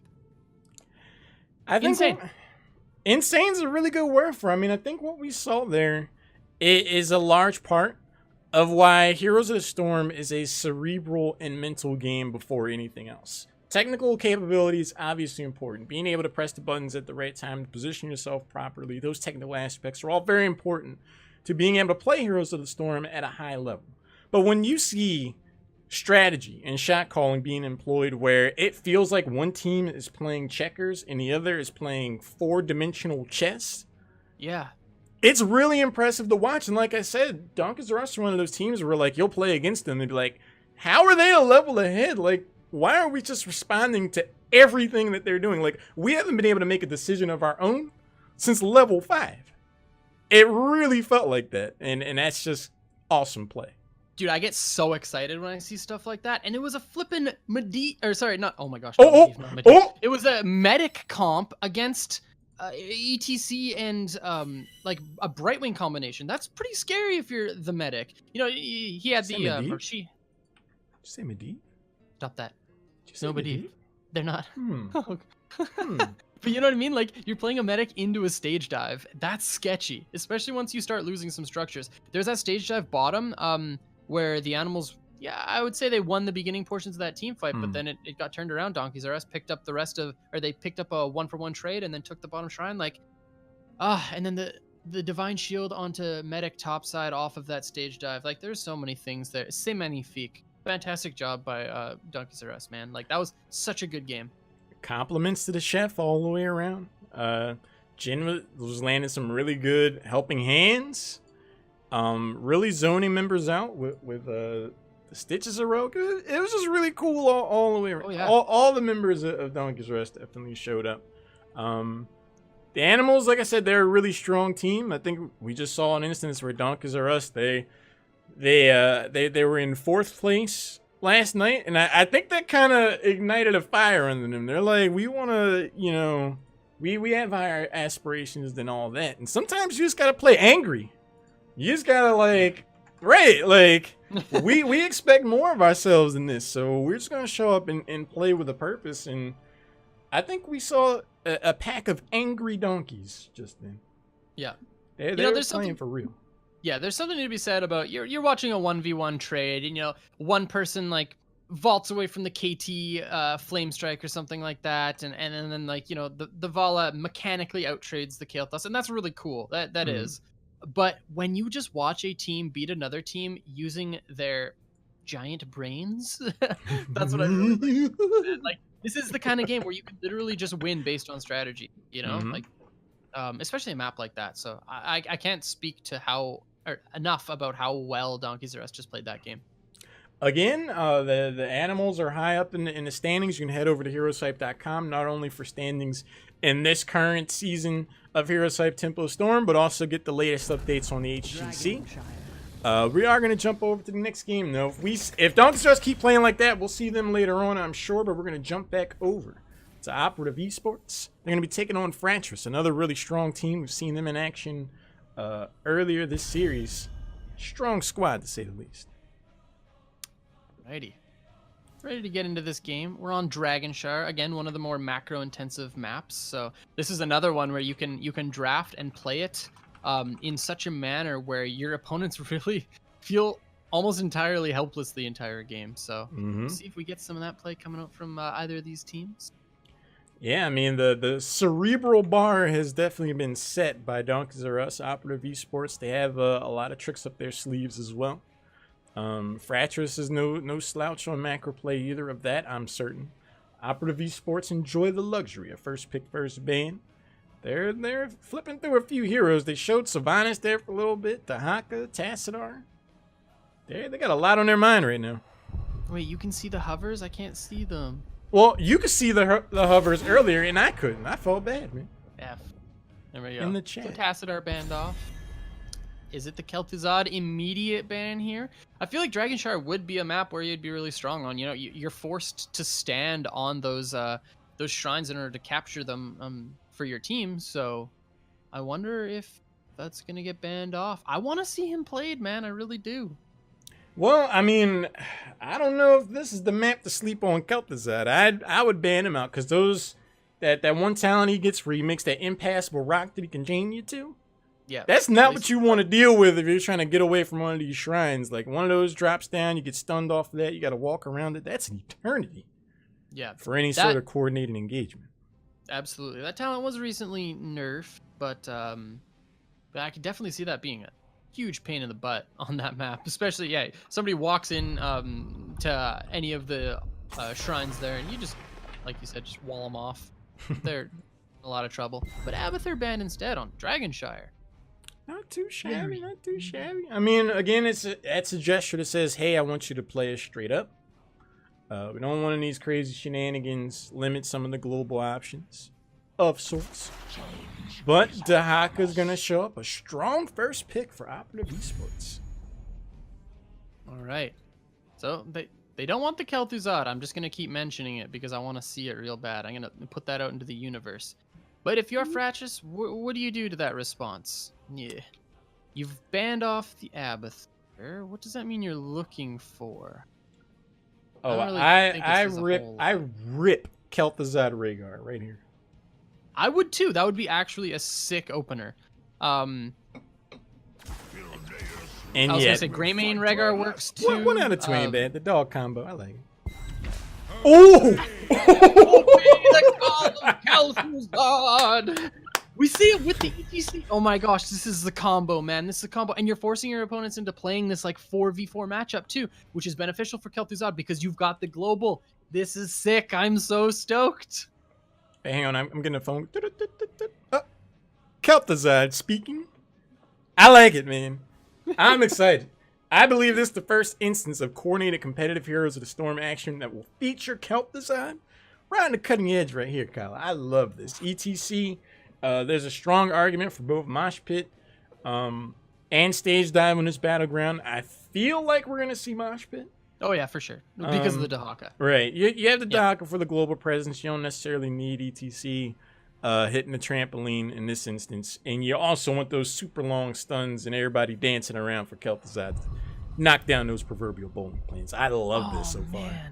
So Lucio hovered, Malfurion hovered for these bans, but they decided to go with the Malf. If you get that ETC slide plus the roots from Malfurion, like the Shadow Fissure is the heroic that's chosen for Kel'Thuzad. Yeah. So, that following up is just going to be absolutely insane. And then the Anubarak banned off. We were talking about this earlier, right? Like Anubarak is a really good hero into Kel'Thuzad. So removed completely from the equation. Operative Esports deny the Anub. So a little bit of that dive potential is limited here. I wonder if Fratras decide to go with something like a Tyrael in order to dive the backline. Genji is still available, so they really need to put some prioritization on those dive heroes in order to actually deal with this Frost Lich. Or that 3, 2, 3. can happen. 3, 2, 3. Bring you back to the fronts of our faces. Looks like someone had a disconnect. All right, well, they're getting back in. That's gonna be an interesting turning point for that draft, because like you said, great minds think alike, man. I was like, the old Gungan's still floating out there. I get why you would ban a Nubarak off the board. Cocoon every 60 seconds. That's impactful. That's a thing. But Kel'Thuzad's gonna have to really watch his back if Genji gets picked up, because the reasons why you ban out a Nubarak in that instance, Genji's arguably a larger threat on that from that standpoint. So okay, I'm with you on that one. Okay, so if you're Fratras, you don't want to play into this 4v4, right? You have the Rehgar, you have the Greymane. You can essentially go with something like a Sonya or a Malthael to go top against the Dahaka, and then just overload top with a Rehgar. Like, there's no way you play a 4v4 into an ETC Kel'Thuzad. You're just going to get absolutely dumpstered in that situation. I think. Yeah, we haven't seen him in competitive play yet, but I think that's what would happen. So if you're Fratras, yeah, I think you have to go with something like, you got to pick up the Malthael or like a Sonya or something that can do really well in that 1v1 top, and then just overload it with like a Rehgar or a float Genji in order to just push top off of it. And then just look for later team fights to kind of trade shrines sort of thing. Yeah, or maybe even like, I don't know, what do you think is the best response to this? Because they can't 4v4. Like, there's just no way, I don't think, unless I'm crazy. I think Genji has to be in the equation. He's a quasi-global. He'll be able to get around the map easily, soak in multiple capacities where he's needed. But he can also be a strong threat against the Kel'Thuzad. I think that's going to be absolutely important. I think there is an argument for Tyrael. Tyrael pairs really well with Greymane, and if you are going to go for that super dive with Genji, Sanctification's a really strong way to jump in there and make sure there's no value add off of a power slide engagement. Just a lot of really strong ways to use that, both offensively and defensively. So if we saw Tyrael and Genji show up on this side, I wouldn't be shocked at all. Yeah, Tyrael, Genji, and then like a Sonya to finish it off, right? I think that's it. I think that's how you like have to play this. Like I said, this is all speculation because we haven't seen this in competitive play yet. But I think that's kind of what you've got to do. We'll have to see what they decide to go with. I was going to mention Diablo as well, but... Ooh. Oh, okay. Diablo and Brightwing. Not the combination I expected, but Fratras might have something up their sleeve. So, I mean, that still leaves the door open for a Sonya. Sonya, yeah. Brightwing up top, and then Rehgar, Diablo bot, and Greymane kind of rotates as needed in mid? Maybe? Split Greymane off to go get the Siege Camper every now and again? Maybe Rehgar. Rehgar could do it too.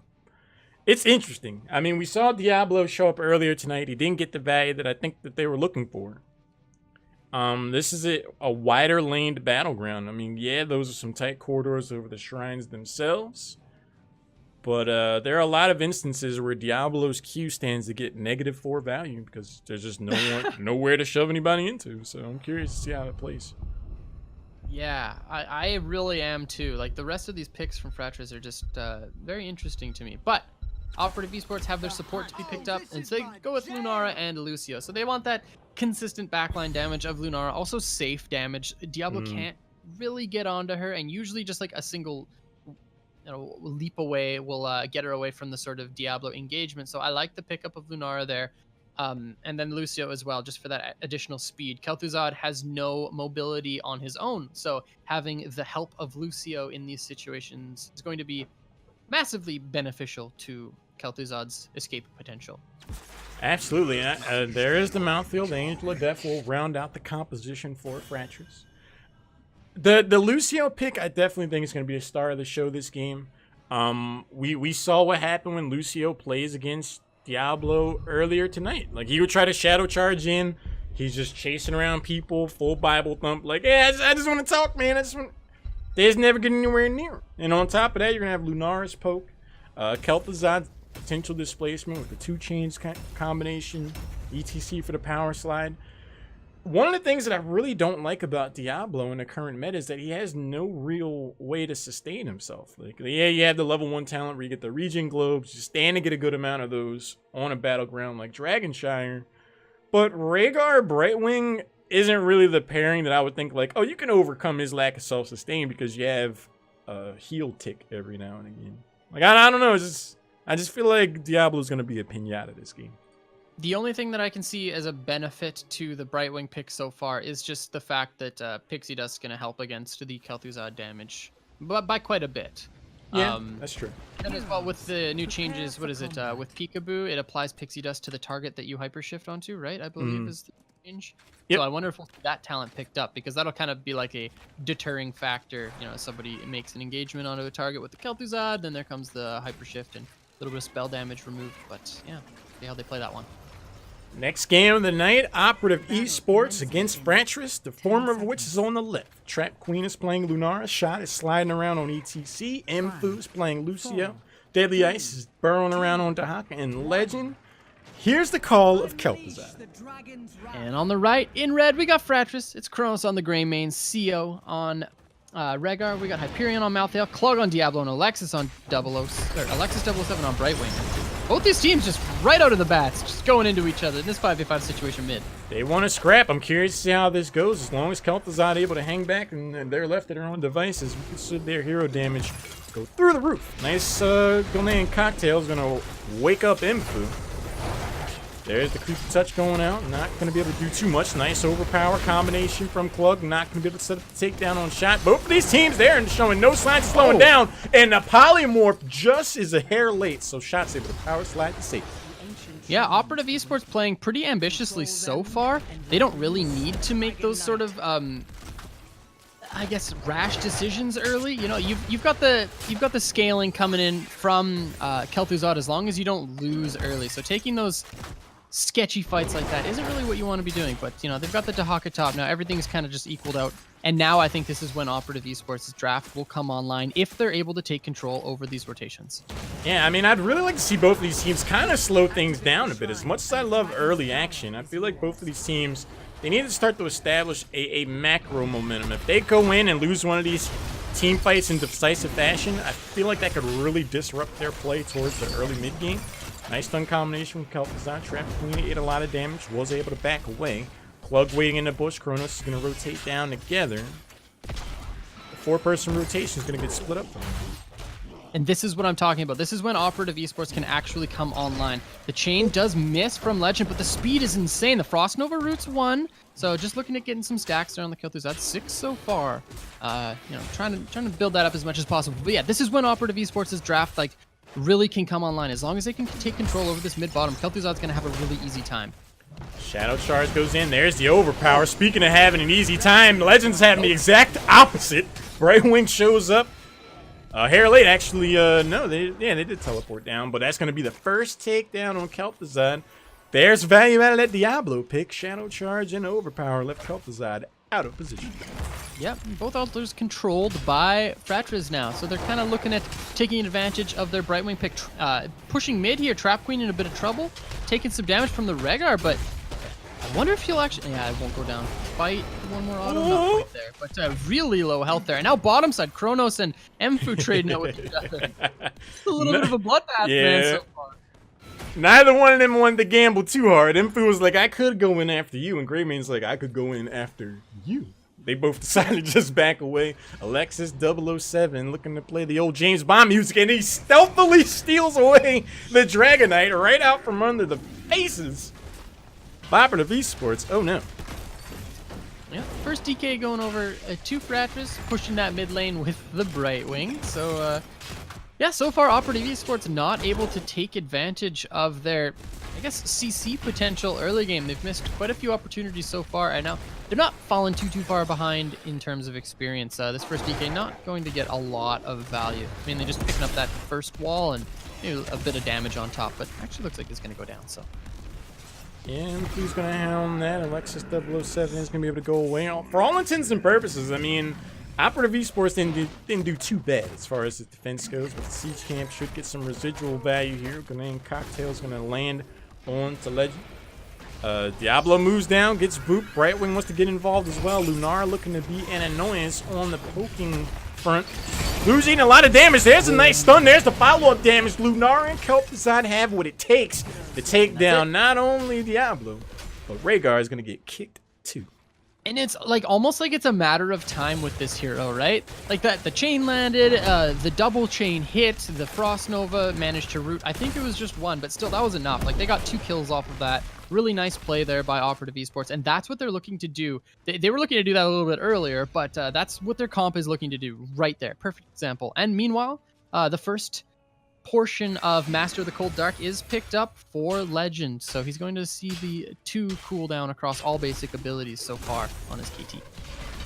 Yeah, I mean, this is the downside of playing against a hero that you haven't really seen before. When you leave him open that late into the draft, or that far into the draft, and gets picked up against you, you're not necessarily ready to get yanked back from your wall when you think you're gone. You think you're safe. You get yanked out of there. It's like, oh, wait, actually, I'm still out of position. Oh, right, I'm dead. Yep.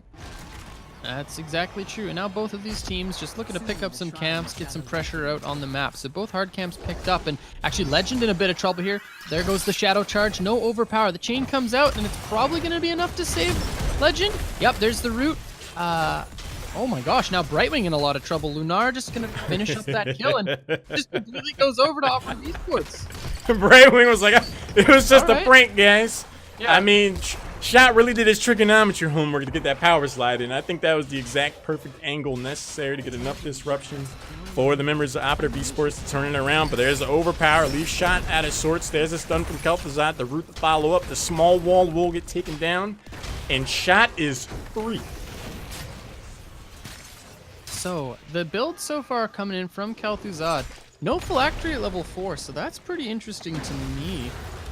Of course, the Glacial Spike picked up at level 7. Personally, not my favorite talent, but it is, I would say, the most popular one across the board so far, even though it did recently see a little bit of those nerfs. Actually, pretty substantial nerf, but yeah, interesting level 4 talent from the KT. Yeah, I'm personally not too familiar with the builds that Kel'Thuzad goes. I just know that he can blow my face up in one shot if I'm not minding my P's and Q's. With their heroics, Operative Esports are going to look to invade this siege camp. Don't mind if I do. Thank you, good says.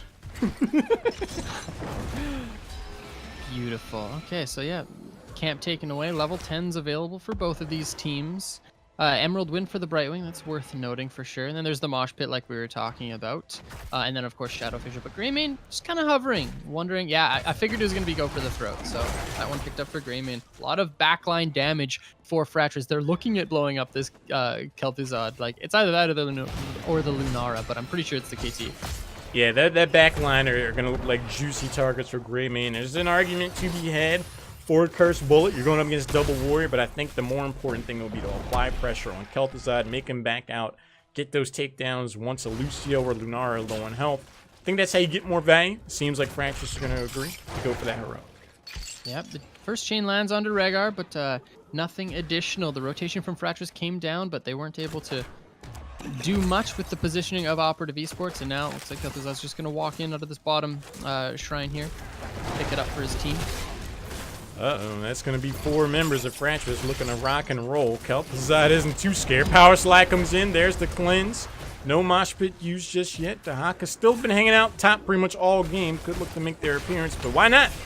Why not hang out up top and get some value up there? And it's going to be one tower getting taken down. Klug jumps in, not necessarily around his team, but we'll get the overpower on the Trap Queen. Dragon Knight gets snapped away, but it costs them the Lunara the hard. And this is, yeah, Lunara did go down, but look at the damage that KT can put out when these heroes are grouped up like this. Dragon Knight goes over to Operative Esports, so they're going to be picking up this mid wall. Experience definitely in their advantage too. Dahaka has been pushing this top lane the entire time, just playing that AFK PvE game. This is co-op versus AI for him at this point, because there's nothing going on in the top lane. Yeah, I mean, he's just been hanging out there, most experience soaked, I'm sure. He's been playing a game effectively by himself, but it's paved the way for a near-level lead and a potential tier advantage for Members Operative Esports to his credit. Shot on the Dragon Knight is going to rotate up top. Is this all Jazz hands for a heavy push-down bot? I do believe it is. He's got 3 members. He's the apple of Fratras's eye for the moment. He's going to start to back away, but the ruse is in, Kala, and they're moving in by. So it's like 7.5 minutes too when Kel'Thuzad did finish the Master of the Cold Dark.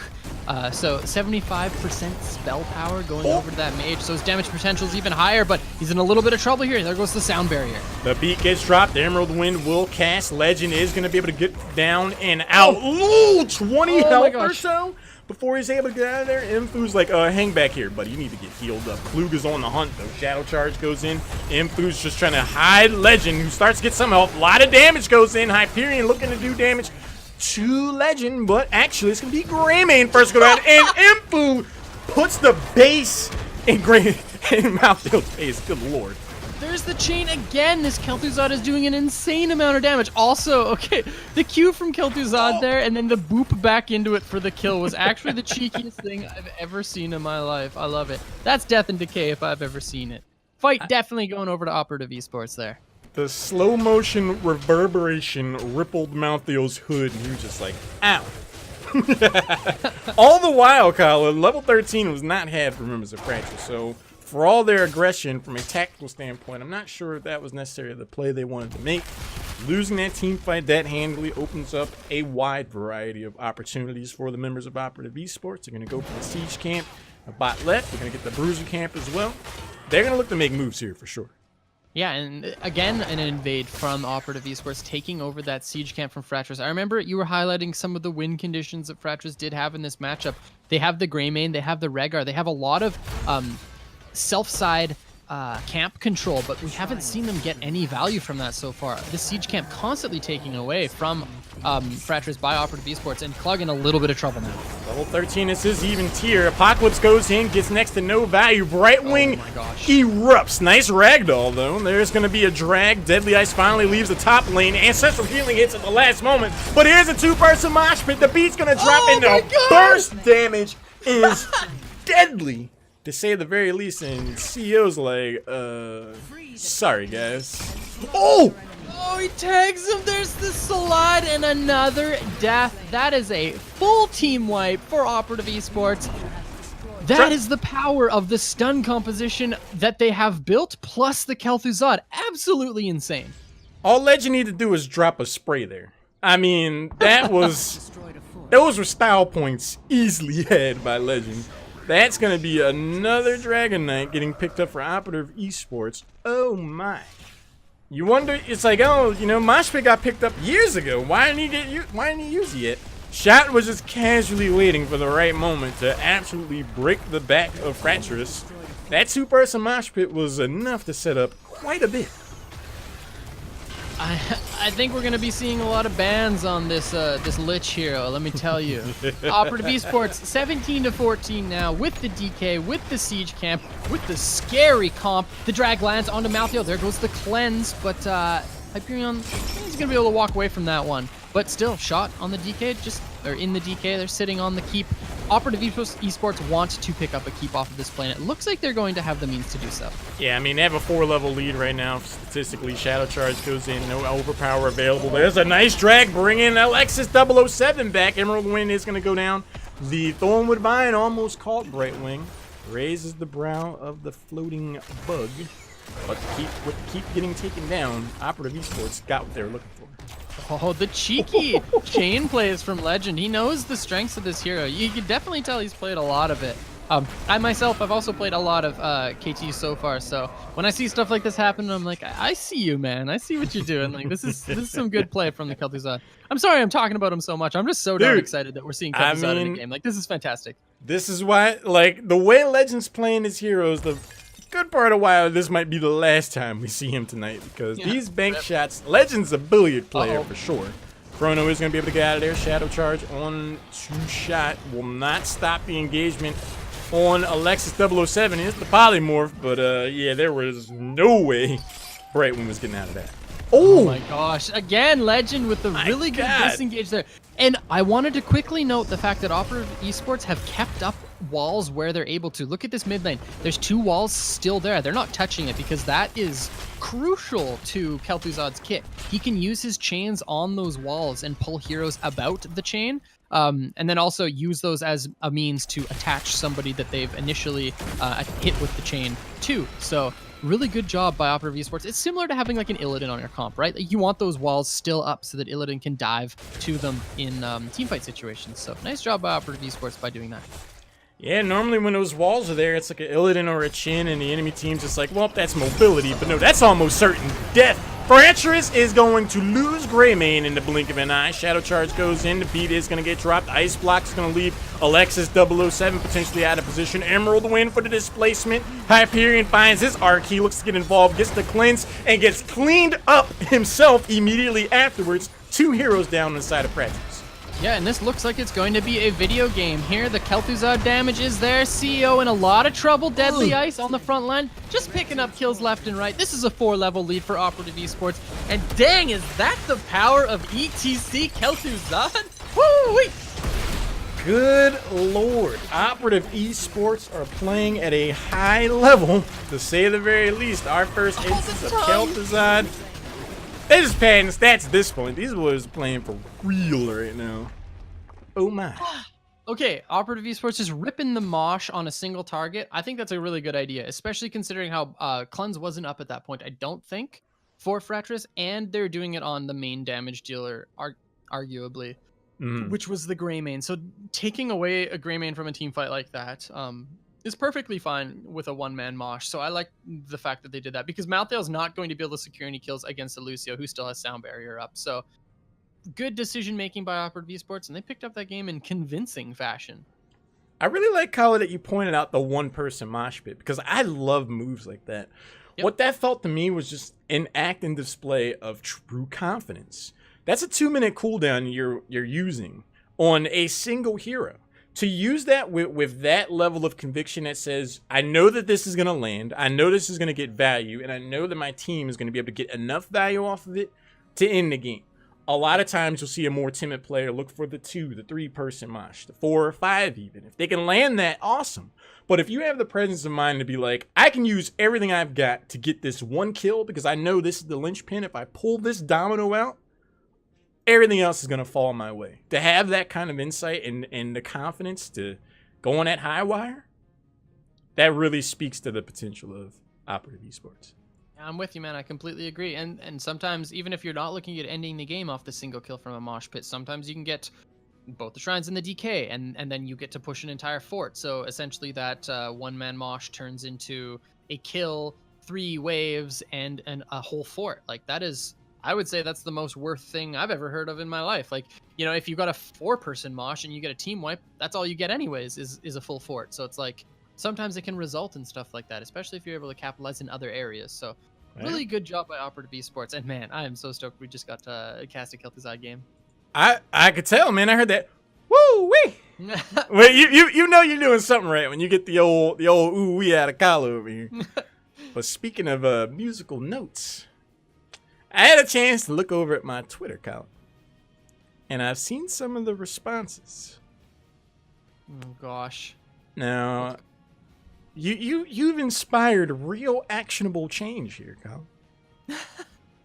I'm gonna have to give the comment of the night over to the dad himself, Mantis. He said, all the music is ruined for me for the rest of my life. Nothing else will ever compare. If you guys are just getting here now, you don't know what I'm talking about. HeroesHype, the Twitter channel. If you're not following them, you need to. They posted a link of our good old community coach posting the best 60 seconds to ever hit Twitch. Check it out because it'll change your life. Mantis, you are the winner. Giving you the shout out there, buddy. So, we're gonna go on a 5-minute break. During that break, I will add another $10 to the prize pool in your name, Mantis. Thanks so much for getting involved, guys. I just like doing little things like that. Again, thanks to everyone working behind the scenes to go with me and my craziness there to make stuff like that happen. And a big thanks to you, Khaled, because that song, man. Because you're weird when you stream. Thanks to you. Nice. Look, man, I'll have the heels and I'll have the shields. You will one of these days, as soon as Anna comes out, man. But yeah, we're going to take a quick break. Don't you guys go anywhere. My name's Lauren, joined by the Fox of Fox himself. Action still heating up. We'll be back before you know. All right, we are back. Welcome back, everyone. HeroesHype Tempo Storm Series 3, week number 4. My name's Lauren. I'm out here hanging out with Bugs Bunny himself. Between the break, got him. Between the break, we had a chance to snack a little bit. Carrots are good for you, man. Good for you. I love carrots, dude. But So good. We've had, to say the very least, an exciting night. Kala came in here, sang for us, changed our lives. One of the best clips ever. Again, shout out to Mantis for coming through with the quote of the night in response. We've seen some incredible play. Saw Kel'Thuzad for the first time tonight. We've cleared $1,000. We now have a new goal of $1,500. If you have not yet donated a free $1 to the prize pool, HH Tempo 3 over on the Matcherino page will get you there. Our lovely admins will be glad to provide the link to you, and also gets posted on a consistent basis. So you can definitely find your way over there. Plenty of things also up for grabs. Coaching sessions with members of Tempo Storm. There's some USB sticks from NVIDIA GeForce to get involved there. Some peripherals from Bloody. High octane stuff, man. I've got a chance to play around with them for a little bit. That just came in today for me, and you will not be disappointed, to say the very least. The keyboard is fantastic. Feels like a dream to type on. Man, I remember the first time I got a mechanical keyboard. It actually just changes the game, and these ones have that like light technology. Oof, sounds even faster than normal. Gotta go fast, right? You know that better than anybody. Hey, got to go fast. I mean, you press the key like it almost like it knows what you're about to press before you press it. It is very responsive, to say the least. But we have plenty of action left yet ahead. It's going to be Team Numerics going up against Operative Esports. Now, this is going to be a really interesting matchup. Team Numerics, they are a newer form team. We've seen them. They won week 2. Animals won week 1, I believe, but it was definitely Animals and Team Numerics duking it out in games 1 and 2, or in weeks 1 and 2. We've seen Team Numerics show up in the open division. They definitely made waves in this past cup. They actually went up against HeroesHype Esports in the semifinals and took a game off those bad boys. That's the team that's got Crowan, McIntyre, and Arthurline, so those are no slouches by any stretch of the imagination. And Team Numerics also were able to take down Donkeys, who we saw just earlier tonight, play some phenomenal Heroes of the Storm. Yeah. So this is going to be a really interesting matchup to see how this shakes off. Operative Esports, formerly Flame is Lame, definitely seem to have something of a new passion and drive with their new name and their sponsorship. They'll have a really good challenge up against Team Numerics. It looks like Team Numerics is a fun team to watch, man. I'm really stoked for this. I'm always just excited for these games. Yeah, it's kind of like it's like a neutral 0 for me. Just always being excited about casting any game. It doesn't even matter at this point. I'm just so stoked. I mean, we have so many protagonists in the scene, man. It's really easy to root for so many of these players. Caesar Salad's one of the most chill dudes we've had a chance to interview. When he kills the game too, he's so good. Like, I love watching him play. Like, his Uther is his Stukov. Yeah, I don't even have to say, man. We've talked about him so much. Like, he is insane. And Flyest Raven, he's been putting in the grind on Hero League. I see him all the time. And then also, yeah, he plays a really mean Dahaka. So, Yeah, and then fast on the young Arthas, like that team's got, they've got some power in their roster. So Can I get a ooh wee for the Stuco? ooh wee. Oh! All right. Caesar salad challenge is on you, man. I'm putting the challenge on you, Caesar salad. Make this man say ooh wee with some little bit of play. Gumption behind the words. You know what I'm saying? Gumption. We're getting in the lobby here, though. All 10 members are now in. We have our good old-fashioned argue. Now, you know what, Colin? I don't. I gotta tell you, man. What do you got? What is it? What do you got to tell us? You know. What is it? What is it, though? They just don't make him like that guy anymore, man. You know? They don't make him like that guy anymore. I think we're already in here. I'm ready to get this guy. Oh, Argy. Oh, we've heard from our good old-fashioned Argy. Argy says they also don't make movies like Die Hard anymore. Good point, Argy. For those who don't know, there's been something of a challenge issued to our good community coach, Kalamanka. If he ever gets around to watching Die Hard, the Christmas movie, the action classic from the 80s, I will enjoy my first play session playing the worm Abathur. If you look at my account, you will see I've never played Abathur before in my life. And I'm waiting to do so. I'm actually excited for it. Now, I've abstained because I didn't think I'd like the play style, to be honest. But now that I know Die Hard's on the line for Kala, I'll take one for the team, for sure. For sure. You know what? Just waiting for you, man. I swear by all the suns and moons, by the light of Ilune, that I will watch Die Hard before next HeroesHype Tempo Storm, which means... Oh, you got a week, buddy. And what did we determine was the length of... It was like... Die Hard, 2 hours and 20 minutes? 2 hours, 12, something like that. Dude, okay, I'll give you a solid 2.5 hours. I'll up you. 2.5 hours of Abathur streamed. Okay, done. 100% done, and I will have my side of this deal completed before next Wednesday. And I have all of you as witness. All right. Oh, okay. Done. No. I have all of you as witness because I'm waiting, man. Fine. I've been here. Fine. Yeah. Whatever. I don't even care. Whatever. I don't even care. Whatever. I don't even want to die hard. I'd rather die soft. Wait here. Whoa. Let's just move on. This is a family channel here, buddy.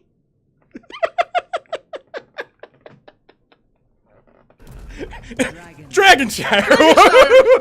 Dragonshire. Welcome to Dragonshire. Hey.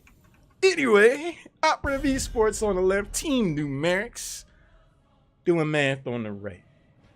Operative enjoys the luxuries of first pick, first ban. They're gonna hover Cho.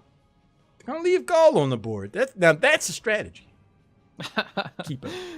Yeah, and in case anybody doesn't know, if you ban Cho, you also ban Gall, or vice versa. You ban Gall, you also ban Cho. So the point being, Operative Esports, they don't want to play against any cheese potential, or do they? We see the task star now being hovered, so they might remove that one from the equation. I actually think that Operative just wants to do what they can to try to secure themselves a Kel'Thuzad. We see the Genji being hovered. I would expect if you want to play the Kel'Thuzad, and especially early in the draft, especially if you plan on first picking it, you want to ban something like the Genji, something like the Tyrael, maybe. I'm not sure on that one yet. Don't quote me. And something like the Anubarak. So, if they ban out the Gungan, all right, they're gonna flip over the Tassadar and ultimately take the Bubble Boy off the board. I mean, if you ban Genji, you are just making it overtly clear that you're looking for Kel'Thuzad. You might not be looking to go Kel'Thuzad here if you're Operative Esports. Yeah, you did a lot of work with him if you're Legend last game, but you don't want to necessarily make yourself into a one-trick pony or make one facet of your play too much of a crutch. So Legend's he's been in the business long enough to where he's got more up his sleeve than just Kel'Thuzad. But it could be an interesting cadence because if I want to side Team Numerics, I'm banning Kel'Thuzad, but if I'm gonna leave him up, I wouldn't ban Genji or Uther because they'd be in my 1-2. Yeah. So like I feel like Numerics has to ban Kel'Thuzad, right? That makes sense here. Or perhaps the ETC, but they decide to go with the Greymane instead. I guess this kind of makes sense. I like it, man.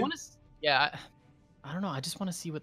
Okay, I'm just gonna take a second here just to watch what happens. Okay, Dahaka picked up. So Numerics, basically this is exactly what Operative did last game, right? They first picked the Dahaka and then they went with the Kel'Thuzad off of it. So Numerics, what are you gonna do here? What are you gonna do to set yourselves up and also deny your opponents?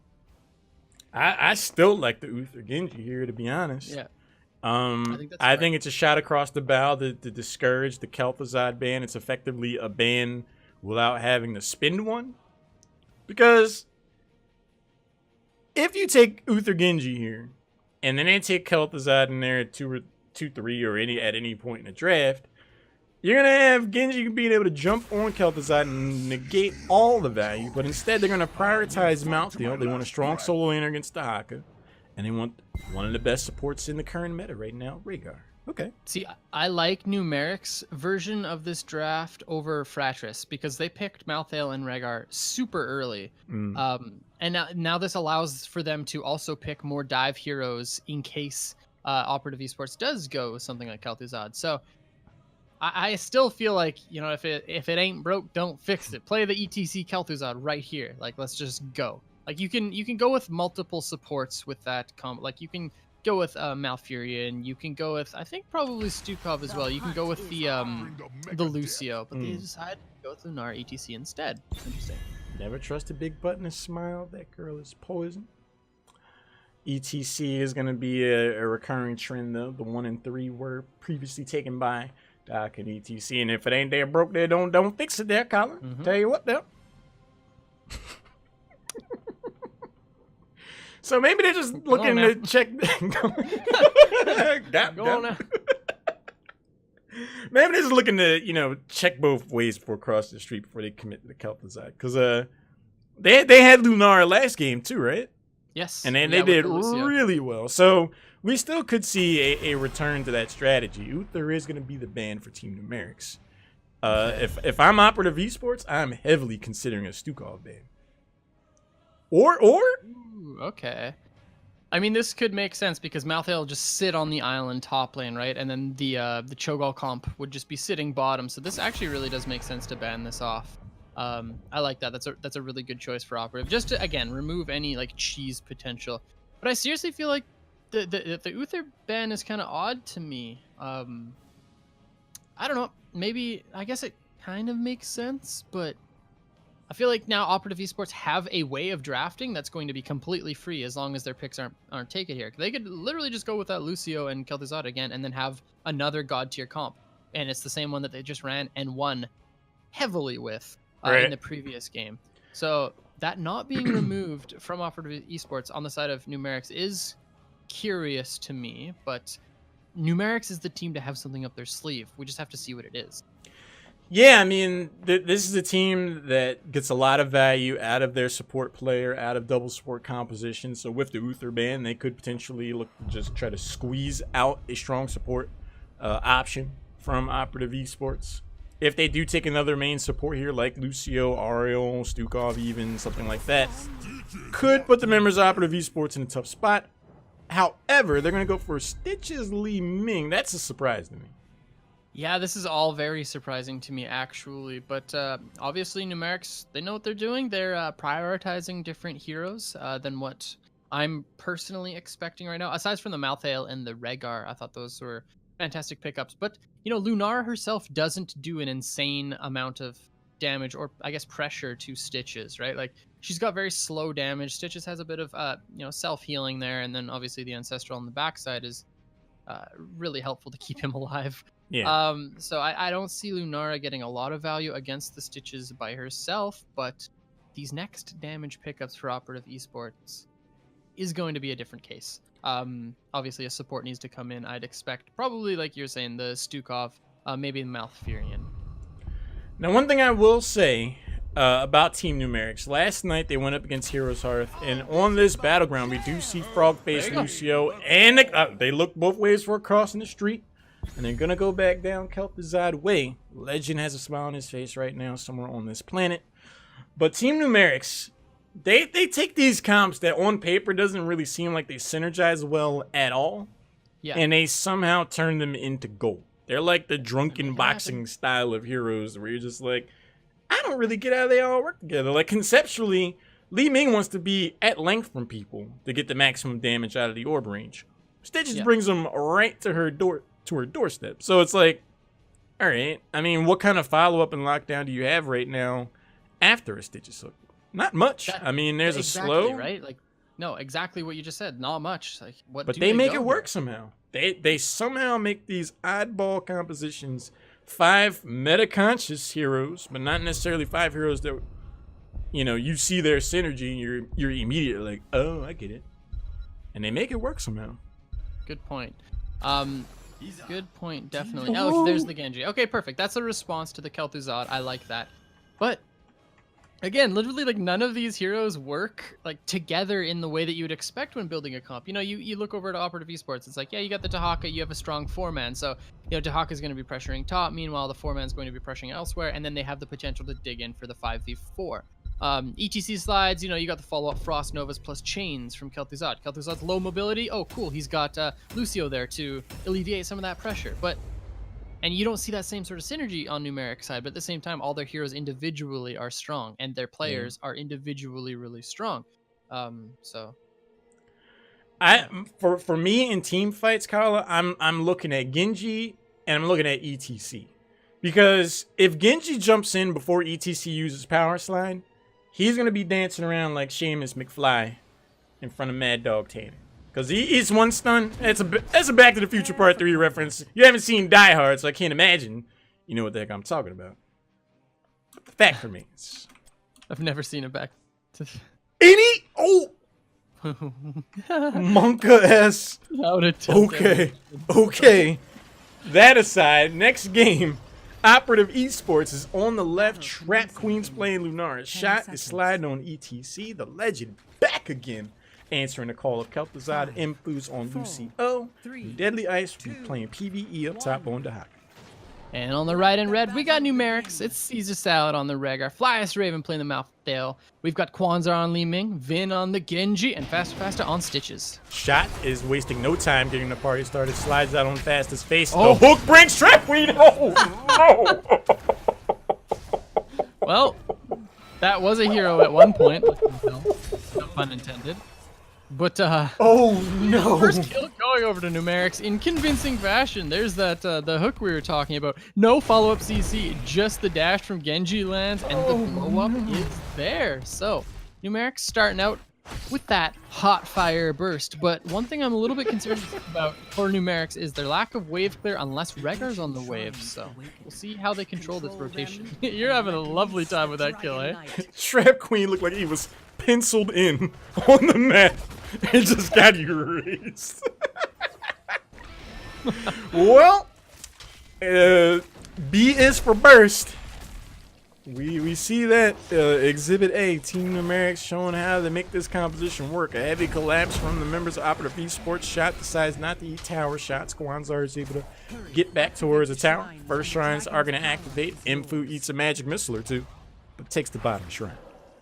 Yeah, and so far, like, in comparison to last game, Operative Esports actually have a substantial, I guess, a lot more control than they did against their previous matchup. So far, this is going in Operative Esports' direction more so than last time. But at the same time, they're not able to capitalize on the Kel'Thuzad stacks. So we're seeing 0 stacks so far at almost the 2-minute mark.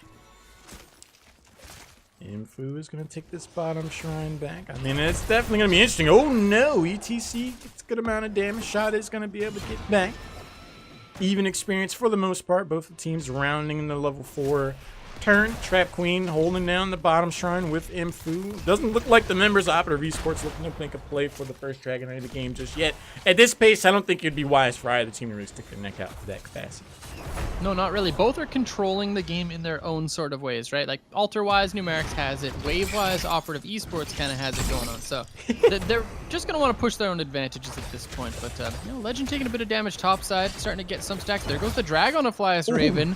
But, oh, now Legend caught out. There's the Genji. He didn't expect it. And that's another kill going over to Numerics. That's two so far in this early game. Flyas Raven with the Flyas Jukes is going to set up enough time for the turnaround. That's going to be the second takedown of the game in favor of Team Numerics. Deadly Ice, the brand new recipient of a drag on a minion. He's going to miss that. Flyas Raven's going to hang out afterwards. Like, hey, not too mad about that. Good amount of siege pressure. One tower getting taken down, the other one's out of shot. So at this rate, that could be the well, and a bit of trouble for the member of the Operative Esports. You want to know what's funny? Last game that we were casting, same map, same composition from Operative Esports. This is actually hilarious that we get to witness this. And what I was saying was, I thought that,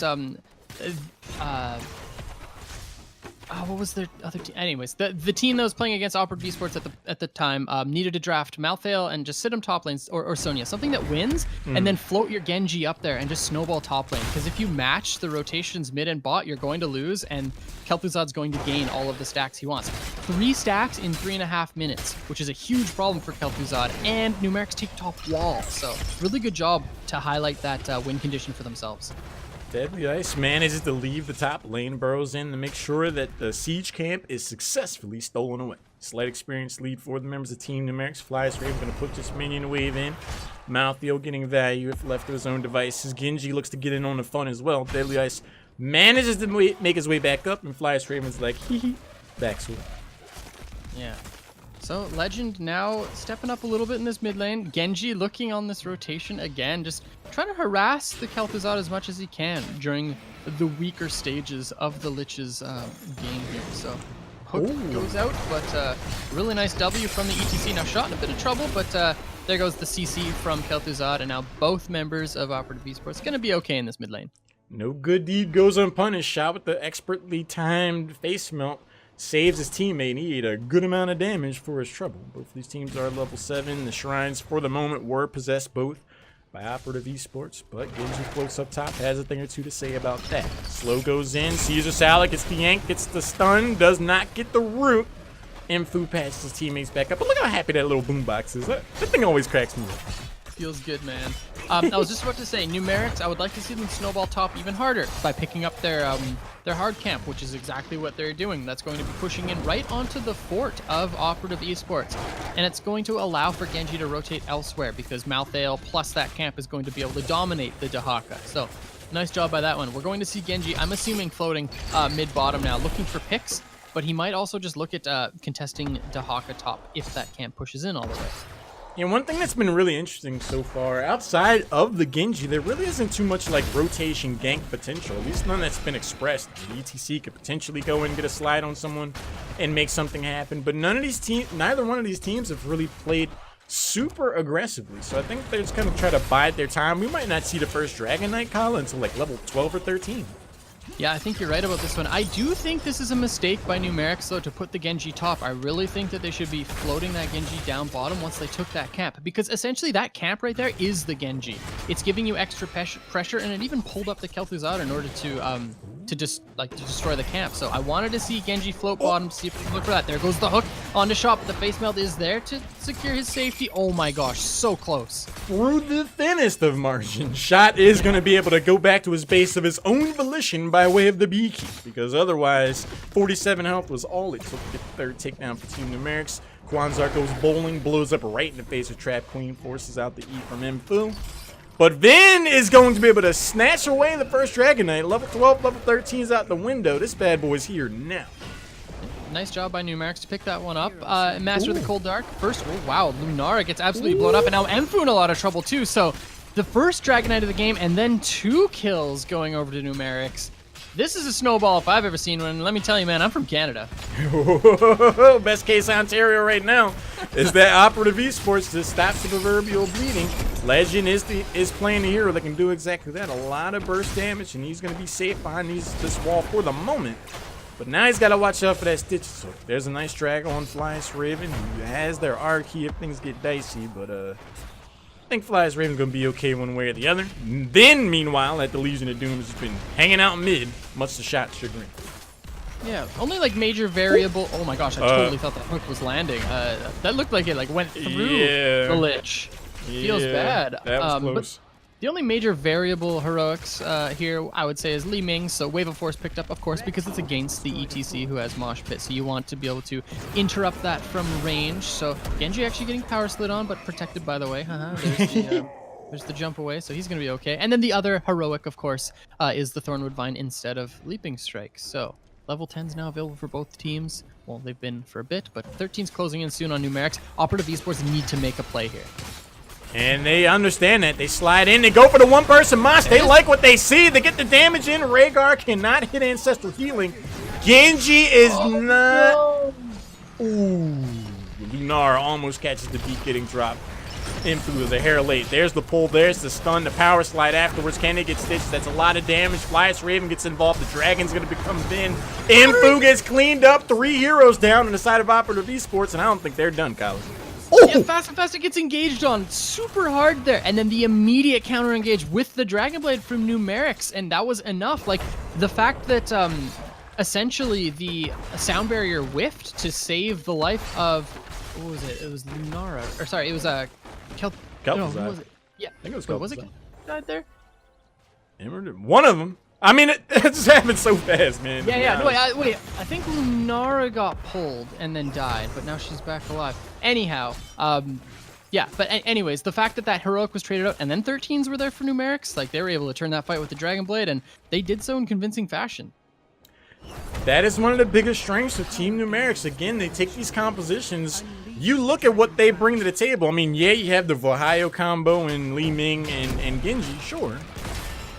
But their comp doesn't exactly scream synergy to me, and yet they make these team fights look well coordinated. Faster lands these impactful hooks at the right time. Even losing Rhaegar at the very beginning stage of that off of that mosh pit, they were able to turn it around. It's really impressive.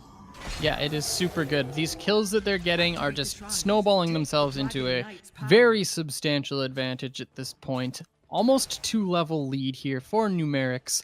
A lot of control on this map. They're looking at closing up this experience gap even more. They want to hit that 16 as soon as they can.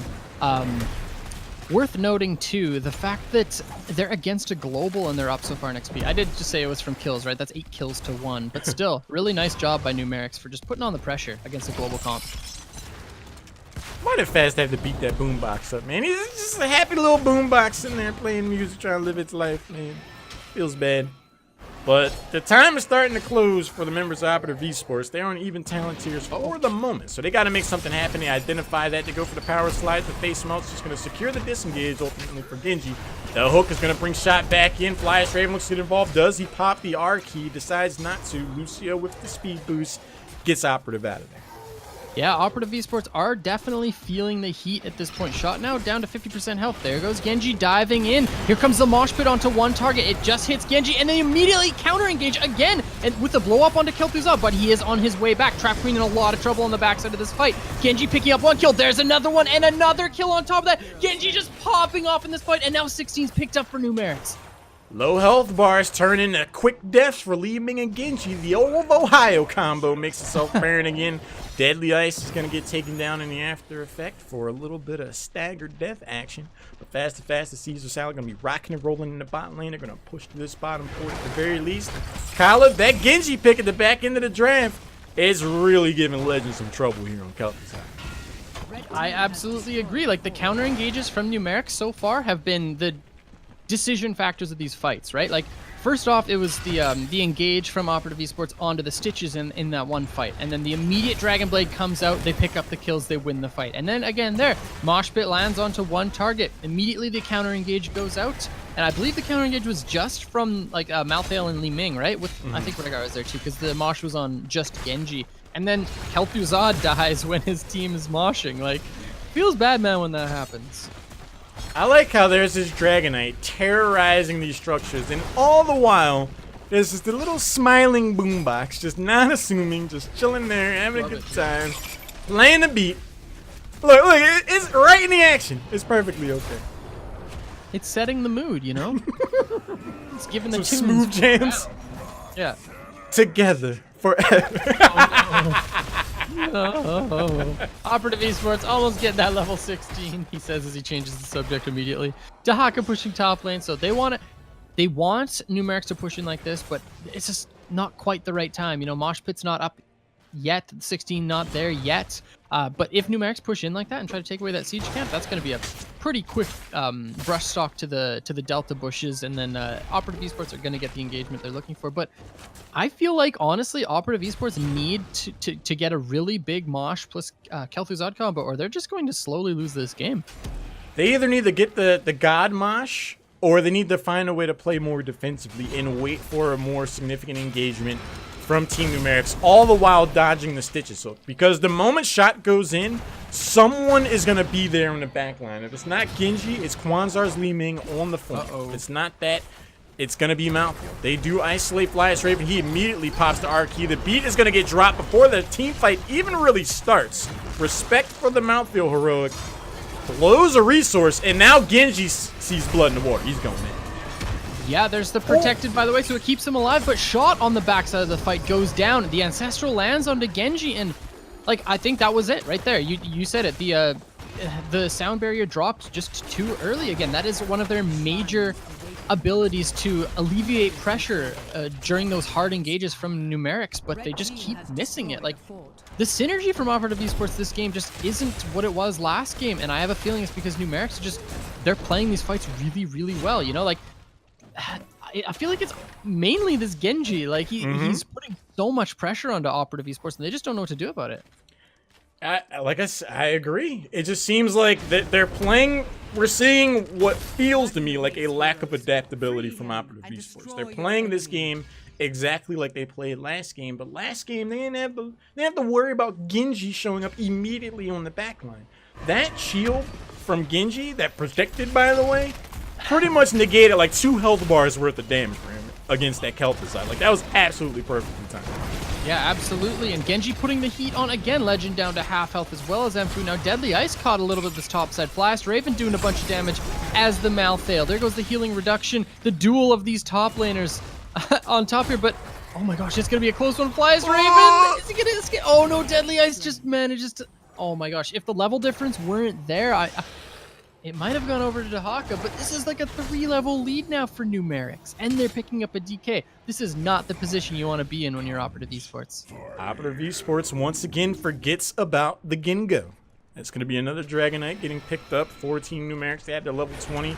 Some chip damage has already been applied to this bottom keep. This is going to be one of the last big moments for Legend to make big plays on Kel'Thuzad. He's going to have the safety of this keep for the moment. Shot eats a lot of damage. Can't afford to hang out in the front line. There's no sound barrier either. So this is starting to look like a very grim situation for Operative Esports. Now, Numerics, they have the 20s. They have the 3-level lead and a half-health, half-timer Death Knight. Or, sorry, Dragon Knight. Oh my gosh. They're looking at pressuring this core, and they're doing so in a really convincing fashion. Flyest Raven just taking a bunch of the damage from Operative Esports, and core now down to 80% health. Shot in a lot of trouble too. There's a cleanse. Dragon's going to become Genji once again and cleans up 2 heroes. He's zipping and zagging all on the faces of Operative Esports, and if there is any hope on keeping this game alive, then breaks out the Dragon Blade and says, absolutely not. Okay. We very, very, very rarely see a last pick, like talking about the last possible pick in the game, gain as much value as we have seen in that game. I would like to say that, I'm not going to call them Numerics right now. It's going to be Vin featuring Team Numerics. You know what I mean? Like, Genji put on a show that game. That was a really good job by Numerics to pick up the Genji and just the way they played it. You know, they floated top lane like I was talking to. They needed to snowball that. They did it, and they gained an experience advantage. And it also removed the stacking potential from Kel'Thuzad early. You know, they have the ETC Kel'Thuzad. They want to land that CC combo. They want to get those stacks up for the Kel'Thuzad as early as they can. But they just denied it the entire game by floating Genji top. They snowballed with the structures. They ended up winning those team fights. And the execution was so good for Numerics. I gotta agree, man. Again, it just felt like something of a lack of adaptability from Operative Esports. They played a really strong game last go round. They didn't have to worry about any dive. They leave Genji on the board. He's the exact last hero to get picked up and the exact correct hero needed for that situation to really punish the effort. Anytime Legend tries to stand forward, Kel'Thuzad's a hero that really needs to have the comfort of distance to be able to get those skill shots, position properly. It takes a lot of calculation and coordination to get those chains and the roots and everything to follow up. If you have Genji on your face the whole time, you're not thinking about doing any of that. You're trying to survive. So with leaving Genji out there and feeling like they was going to be able to play the same game of Heroes of the Storm, it just proved to be more liability than asset, and it cost them dearly. Yeah, and again, like it felt like Operative Esports were like responding to the pressure put out by Numerics, because we kept seeing Kel'Thuzad rotate top to deal with that additional pressure from the Genji, right? I'm thinking maybe Operative Esports would have had a better time just pushing bottom or something, trading that structure. Because honestly, like you have a Dahaka, he can sit top even if you lose a keep and still be safe. Like, yeah, he's a global, right? Like he can do that for most of the game. I really think that they should have put pressure elsewhere on the map instead of just responding the whole time, and they would have seen a lot more success. Yeah, but I mean, even so, we saw sparks of true potential out of Operative Esports. I think that was one of the strongest showings we've seen from them in a while. So yes, congratulations to them on finding some of that fire again. It just turns out there are a lot of really strong teams in the amateur scene right now. Team Numerics definitely feel like they're up and comers. They've made their way into the finals once more. They'll be going up against 5 Musketeers, who actually were able to take down Donkeys R Us. I would have loved to see that game. I don't even know who's on 5 Musketeers. Let me look at this roster. Oh, okay. Necromongers, D-Steves, Kobe, Natur. Okay. Oh. Okay. So just a new name then. They operate under a different name normally. Okay. So, all right. Strong team. I thought it just might have been like this surprise a new challenger appears, but they were team. Firm Handshake. Yeah, they were firm handshake. Okay, that was the name. Okay. Come right on in. Firm handshakes all around. But we haven't heard from our good old-fashioned argue as to whether or not we're gonna have a short break, but we have the best of 3 finals ahead of us. Team Numerics, they find themselves in the finals once again. The bands are already starting, so we're not gonna have to go too far, to say the least. One thing that was really cool about that last game, though, that I feel really was another key part to their success, that comp that Team Numerics put together, they were like spread out. There was never a moment shot to get one of those mosh pits that landed on 3 members or something like that. They have one of those weird orthodox styles where it's just like, we'll just stay spread out, and then when we need to collapse, out of nowhere, Genji shows up and Lunar is deleted. Or out of nowhere, we'll have Malthael pounce in, and we just all show up and everybody's dead, and they're just trying to figure out what happened to them. I mean, that's pretty much what happened. They just stayed spread out, and then they just collapse out of nowhere, and it's like, oh. Yeah, the way that they responded to that draft was actually really, really good. But yeah, I think that's kind of what you have to do when you play against a comp like that. And they read it, and they made those picks happen. Mainly those last picks. Because yeah, we were talking about they didn't really have like a crazy amount of wave clear or anything like that, but they put the pressure topside, and they seriously benefited so much from it. 8 kills picked up by like level 10, wasn't it? I think so. Yeah, it was like 8-1 for a while. And Kwanzar's in the chat, he said, my face when Li Ming actually carried, but they say boosted Vin did anything. Li Ming, look, man, did an insane job. I call Genji Li Ming the Vohio combo. It's just full weeb, cooldown resets in your face. I mean, Kwanzar had the most hero damage. What's really gross about that game? Li Ming had 46,000 hero damage. Malthael had 42. Genji, 42. Stitches, 44. Meanwhile, the most hero damage on the other side was 33,000. Next is 17, 258 from Kel'Thuzad. You want to talk about a hero shut down? Yeah.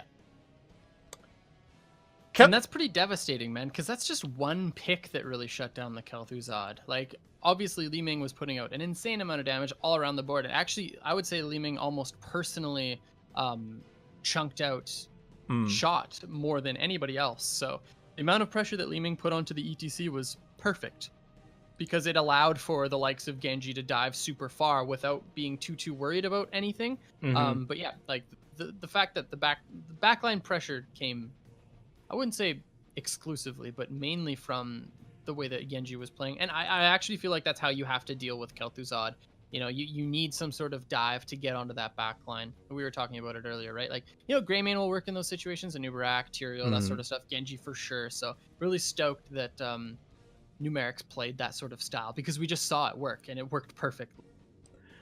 Well, I mean, here's the contrast, Colin. Last game, we saw Kel'Thuzad go off to the point where you were out there like, ooh, wee! If it ain't broke, don't fix it there now. Go ahead there. Go on now. Genji gets picked up. Kel'Thuzad does 500 less damage than ETC. Less? Less. ETC had 17,704. Kel'Thuzad had 17,258. So if you want to learn something about drafting with and or against Kel'Thuzad, it seems like dive is important. Cause that is a tale of two stories. Like, especially like Genji style dive, right? Back-to-back games, same player. Oh my gosh. One Genji. Oh yeah, baby. Wait, we're back to Dragonshire again. We're back to Dragonshire again. At the behest of Team Numerics. Okay. So the 5 Musketeers will enjoy the luxury of the first pick, first ban. I'm on Team 2. That needs to change. Drop me down. Ooh, dude, typing on this thing. So fast. If you're in the market for a new keyboard, head over to the Matcherino page and snap up one of the remaining bloody keyboards, because I'm telling you, this bad boy feels nice in the hand. The B720. Bloody were kind enough to hook me up to give me a chance to have an impression, and to say the least, it's positive. Good stuff. And all that's available on the Matcherino? Yes? Oh, yeah. Oh, yeah. Flyers Raven said, I wanted to play versus legendary Haloran Murden. Has my reputation preceded me? I didn't know I was known for my Murden play like that. Are you the god of the Stormbolts? A little bit. Every now and again. I guess. Yeah. Definitely wasn't seeing my Artanis play. Or, you know what he won't say? You know what he won't say? What? He hasn't seen my legendary Abathur play Abathur, yet. ha, Right. ha, ha. Very funny, Haloran. Right. Very funny, man. I have my moments. But yeah, Ari, saying that Tracer is also a good response to the Kel'Thuzad, and I agree. I think Tracer would be a fantastic pick into that. Anything that can get to the back line and deliver a lot of burst damage, not even necessarily burst damage, but just pressure, is going to be a hero that excels against him. So, and high mobility as well, because you know Kel'Thuzad is like almost exclusively a skill shot based hero. So yeah, anything like that can just zap boobity bop away from all the damage. It's gonna work real well. I'll tell you what. Zip zap zoobity bop. Yep. Something like that. Why do I we're in the lobby here. We need to just change a few things around.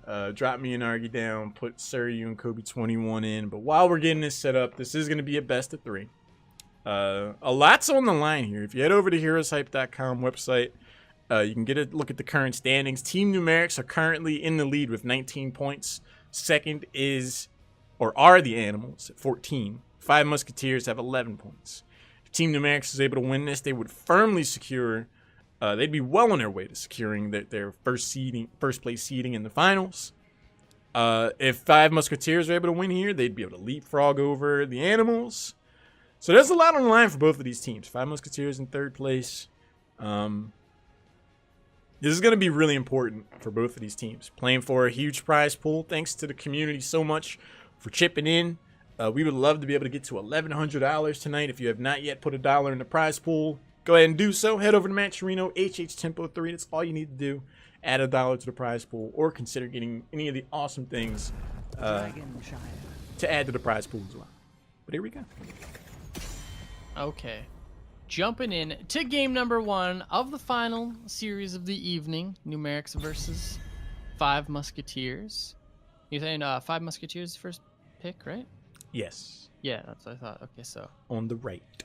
what do we got here? What do we got there now? Look at that Listen, test Morty, of that. what are we gonna be banning? Oh, I don't know what it is. That Test was it a pretty good rig. That was a pretty good rig. I don't know, man. That was I pretty don't good. know. Dude, remember I was gonna break out my Rick impersonation. I don't even have one. I was just gonna freestyle it. That's what we have to do. Maybe someday. Maybe someday. Laval says, I want to see Lauren Legendary Apathy. Me too. Me too. Same. We're gonna see it. We're gonna see it very shortly, you guys. To be So honest. now, if you're numerics, what do you take away? ETC? Do you take away Rhaegar? Do you take away Greymane? Do you take away Dahaka? There's so much stuff that's up. There's so much crazy amateur scene meta things shifting around in the Nexus universe. I just don't know what to say. ETC being hovered. I think that's super safe. Factoring in the Kel'Thuzad, this should be anything but a Genji ban. Unless you're just going to take Kel'Thuzad off the board outright yourself. Because if Kel'Thuzad's going to be in the first pick slot, you gotta think Genji's going to be an immediate response. Especially after what we just saw last game. Yeah, that's something that you would definitely want to get off the board. But like I was saying, I don't even know if that's the exclusive hero that's going to be able to pressure the Kel'Thuzad. Like there's so many other things available too. I'm starting to see a lot of weaknesses with the hero, but I swear there's got to be a way to build him that can, allow him to flourish like a young lich flower. But I think you need a frontliner that isn't dive. yeah, in my opinion, because the moment ETC would slide out, it was open season on Kel'Thuzad's face. Oh yeah, like immediately. So the ETC ban definitely going to shake that up. We do see Go-Go get picked up first. That's a surprise. Yeah, so I don't think numerics are going to want to lock into anything that actually they were just the ones that played with the Genji into the KT. So I don't think they would want to do something like that. But the world is their oyster at this point. You've got the Rhaegar, you've got the Greymane, you've got the Dahaka. You have so many strong picks on this map that are completely available to you. Mm-hmm. So if you're numerics, what are you gonna go with? There's a lot of options on the board. You have Dahaka out there. You have Malthael. You've seen a lot of priority. Rhaegar's seen a ton of priority as well. Greymane's floating out there. The meta is a pretty wide spot right now for these 1-2 slots for the second team. Either way, I feel like there has to be direct synergy to really get value out of this rotation. Perfect. And we get that. Malthael, Rhaegar. Same that they picked last time. I was just gonna say it's probably gonna be Rhaegar Malthael because it worked so well last time, and it offers so much versatility on this map. Like Malthael basically beats any of the strong solo laners on Dragonshire, so he's gonna have pretty much no problems up there. The Lucio responded from 5 Musketeers because Lucio works very well against Malthael, so I like the response pick of Lucio because I would be willing to wager a bet that numerics would have banned off Lucio in this situation. So nice job picking that up before the second ban. Yeah, I mean, the Anubarak is an interesting pick as well. I don't think we've actually seen him in action tonight yet. No. But as far as securing or making sure that Lucio does get that beat dropped, Anubarak's one of the best heroes to interrupt that heroic, in my opinion. The moment you hear him like, oh, let's break R key, like he's cocooned, you hit him with Impale, that's a long 9 seconds before you get another shot at dropping the heroic. So I really like that synergy for that regard. It just feels like a heavy investment for dive, for Genji, and to make sure that heroic goes in when it's needed. I wish I could just hear what these teams are saying in their comms, because I want to know how much of this is a giant game of Lich Chicken. Okay, so no, but seriously, the imagery. There Yeah. there he is. You pick up the Genji, you pick up the Anubarak. It's like, yo, I dare you. I Do it. dare you, Numerics. I dare you to pick it. And then Numerics are like, yo, we've got the Malthael Regger, and we can flex dive heroes. We dare you. What are you gonna do, huh? Like, you gonna pick it? Like, yeah, like. So both these teams, I felt like that's what they were doing. But Numerics, they don't have something crazy planned. They don't want to play against KT, so they decided to ban it off. Five Musketeers, what are they looking to ban off here? They're eyeing the. Now they leave Cho on the board. fine. Now that's huge. They left Cho up. Okay. Nice. Looking over in the chat, Ryan M. Holt, thanks so much for the sub. And earlier, if I do believe I saw Johnny Stretch came through with the sub as well. Thank you very much there. Memory serves. Could be wrong. Correct me. But thanks so much for the support. All the sub proceeds go towards a rockin' party, which will be happening at BlizzCon. If you're in Anaheim early November, come on by. Like I say every time, the parts I remember of the party last year were a lot of fun. Jeez. All right, Numerics. You're up against an Anubarak. You're up against a Genji. You're up against a Lucio. What are you picking with that Malthael Reggar? This is Numeric, so it wouldn't be Secure Warrior. Stitches. Yeah, Stitches perhaps. They like the Diablo, but I don't see that really working too well here. Greymane picked up. Of course, Greymane's picked up. And I was gonna say Arthas instead of Diablo. I should just said it because that makes sense for multiple reasons. Right now, Five Musketeers haven't locked in their top laner, so they're basically again saying like, yo, you can't go with the Illidan. So now Five Musketeers pretty much stuck with either Sonya, Leoric, or Dahaka, which none of those would be bad choices if you're Five Musketeers. I'd definitely be looking at one of those. Yeah, we haven't seen any of the old spooky dad. We do have the spooky stepdad showing up here now. No, I'm not sure you're real dad. I still crack up thinking about that. So funny, dude. I still crack up thinking about that. But Five Musketeers, they need a solo laner. Yep. Dahaka's still on the board. That I think offer it them has some to be global Dahaka. presence. I agree. I feel like it's got to be Dahaka and some range punch. I don't know if you want to leave Genji as your only range option. The Vohio's really strong. It got Team Numerics here. Could be on the board here. Show me potato salad. Follow. That is not what I expected. Is that a Nubarak solo lane? Is that an Uther? Oh, man. I don't know about this one. Oh, jeez, you guys. This draft's getting a little bit wild. Five Musketeers? Double support Vala with a Genji and Nubarak on Dragonshire? What parallel universe are you in, man? We need another support, Morty. We gotta get another support. We need a demon hunter. Get Vala. Just listen to me. Nubarak alone is fine. Come on, Morty. We gotta do this, Morty. something burp. Nice. Numerics, man. Okay, so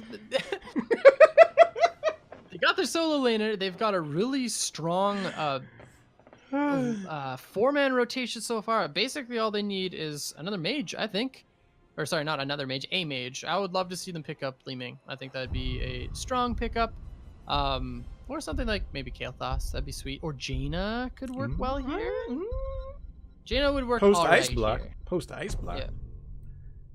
Li Ming. Foosball. The deceptive father, the false dad. Oh. Stepdad and the false dad. Whoa, that's weird. I like it though. I mean, it's the thanks but no thanks with the Mighty Gust. Yeah. There's a lot of swarming elements here with Five Musketeers comp. What this false dad says to me is Team Numerics were like, thinking emoji. And they were like, look, we just want to make sure when we want the team fight to end, it ends. Because I don't know what y'all are doing right now. Because Team Numerics likes to put together weird comps. Yeah. This is weird from Five Musketeers. This is very weird. I don't know how they're going to deal with Malthael. Yeah, but like, who do they put in this solo lane? Like, Genji can't do it. He's going to lose that lane heftily. You can't put Vala up there because then, you've got a Genji roam with double support with no like auto attack steroid. You can't really put a Nubarak there because then you have nobody who can really walk up aside from Uther, and he's just gonna get bodied, I think, by the combination. You know, if you walk up to this Arthas, he's going to just root you, and then there's going to be the Rhaegar slow, and I just don't know, man. But we'll see. We'll see. Feeling like a free lunch for mouthfeel, but this is the finals. Best of 3 on the left side. Team Numerics are back again. Caesar Salad on Rhaegar, fastest, playing Arthas. Vin's on Falstaff. Flyest Raven playing Mouthy on Quanzar, rounded out on Green. And on the right in red, we got 5 Musketeers. It's Necromongers on the Genji. We got D-Steves on Uther, Nintori on Nubrak, Seiryu on Vala, and Kobe21 playing the Lucio. Double root goes out faster, landing skill shots. D-Steves hanging out in the brush on Uther, looking for action. Caesar Salad's gonna go ahead and get that soak down bot. Flyest Raven throws out the cooties, doesn't land on any heroes, so he makes his trip up top as well. Oh man, it is the Genji solo lane. This is a wild one. This is HeroesHype Tempo Storm at its finest. Got Genji in the solo lane. He's like, don't worry, guys, hold my beer. I got this, no problem against a mouth help. But Vin with the cheeky rotation up. Interesting. Oh, he knew too. Fantastic. Absolutely fantastic. The back-breaking boop has Fasta forced to take the scenic route, but it's not going to be enough. That's going to be takedown number 1 in favor of 5 Musketeers. They're making this oddball composition work, but we see value to be had already for the members of Team Numerics up top. That's going to be 1 tower by the time all things are said and done, or is it? Not yet. Oh, yeah. So yeah, I say the trade is worth for Numerics because you've got a winning solo lane up top, and if you're able, if you're able to just continue to push that in, like those camps are gonna, be able to do, or sorry, those waves are gonna be able to do more and more and more against a single tower. So I like the play there by Numerics so far, but yeah, this is definitely an interesting one to see. Like it's all about these macro decisions that these teams are making. Now Vala pushed up pretty far, but gets on the mount, rotates up to mid, pretty safe there with the likes of Lucio near her. Burrow goes in. Can he get the impale? No, they're just looking to body block for the moment. The root does go out. Arthas is going to be able to make his way back home. Gets the impale on the back end on his way out. Quanzar rotates in for some more support and ends up getting poked quite a bit by Surge. Yeah, it looks like Numerics are starting to get a hang on the way that 5 Musketeers are playing this rotation now. So Arthas stepping back quite a bit further this time and not getting picked off there. So really good job from the reaction of Numerics. So, and now the easy camp picking up for Numerics is going to provide all the pressure they need in this bot side. So this off rhythm rotation from the members the five Musketeers is kind of paying off for them right now. In a lot of ways, I actually feel like Team Numerics are letting them off the hook. I mean, I feel like they should be really abusing the advantage they could have out of that top lane. Genji, Uther rotating up every now and again to help with the clear is taking a lot of that away. Vin's just clearing the waves out, but I just think they could be pressing it. Pretty huge advantage up there.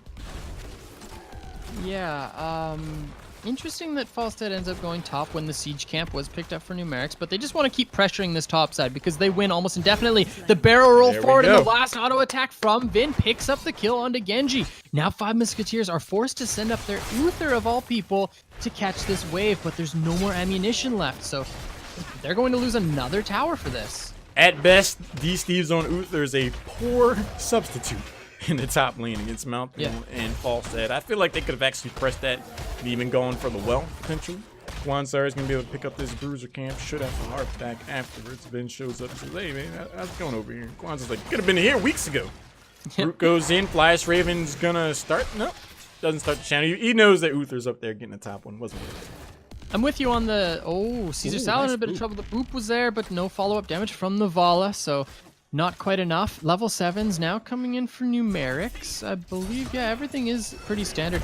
One thing I did want to mention was the Seasoned Marksman for Falstad, so they want the additional auto attack damage. I guess that kind of makes sense, even though a lot of the valuable targets for 5 Musketeers are backline targets, so I would have maybe expected the Gathering Storm, but this Falstad hasn't really been in rotation too much, so not able to gain crazy amount of value from stacking up. So I like the choice actually of Season Marksman.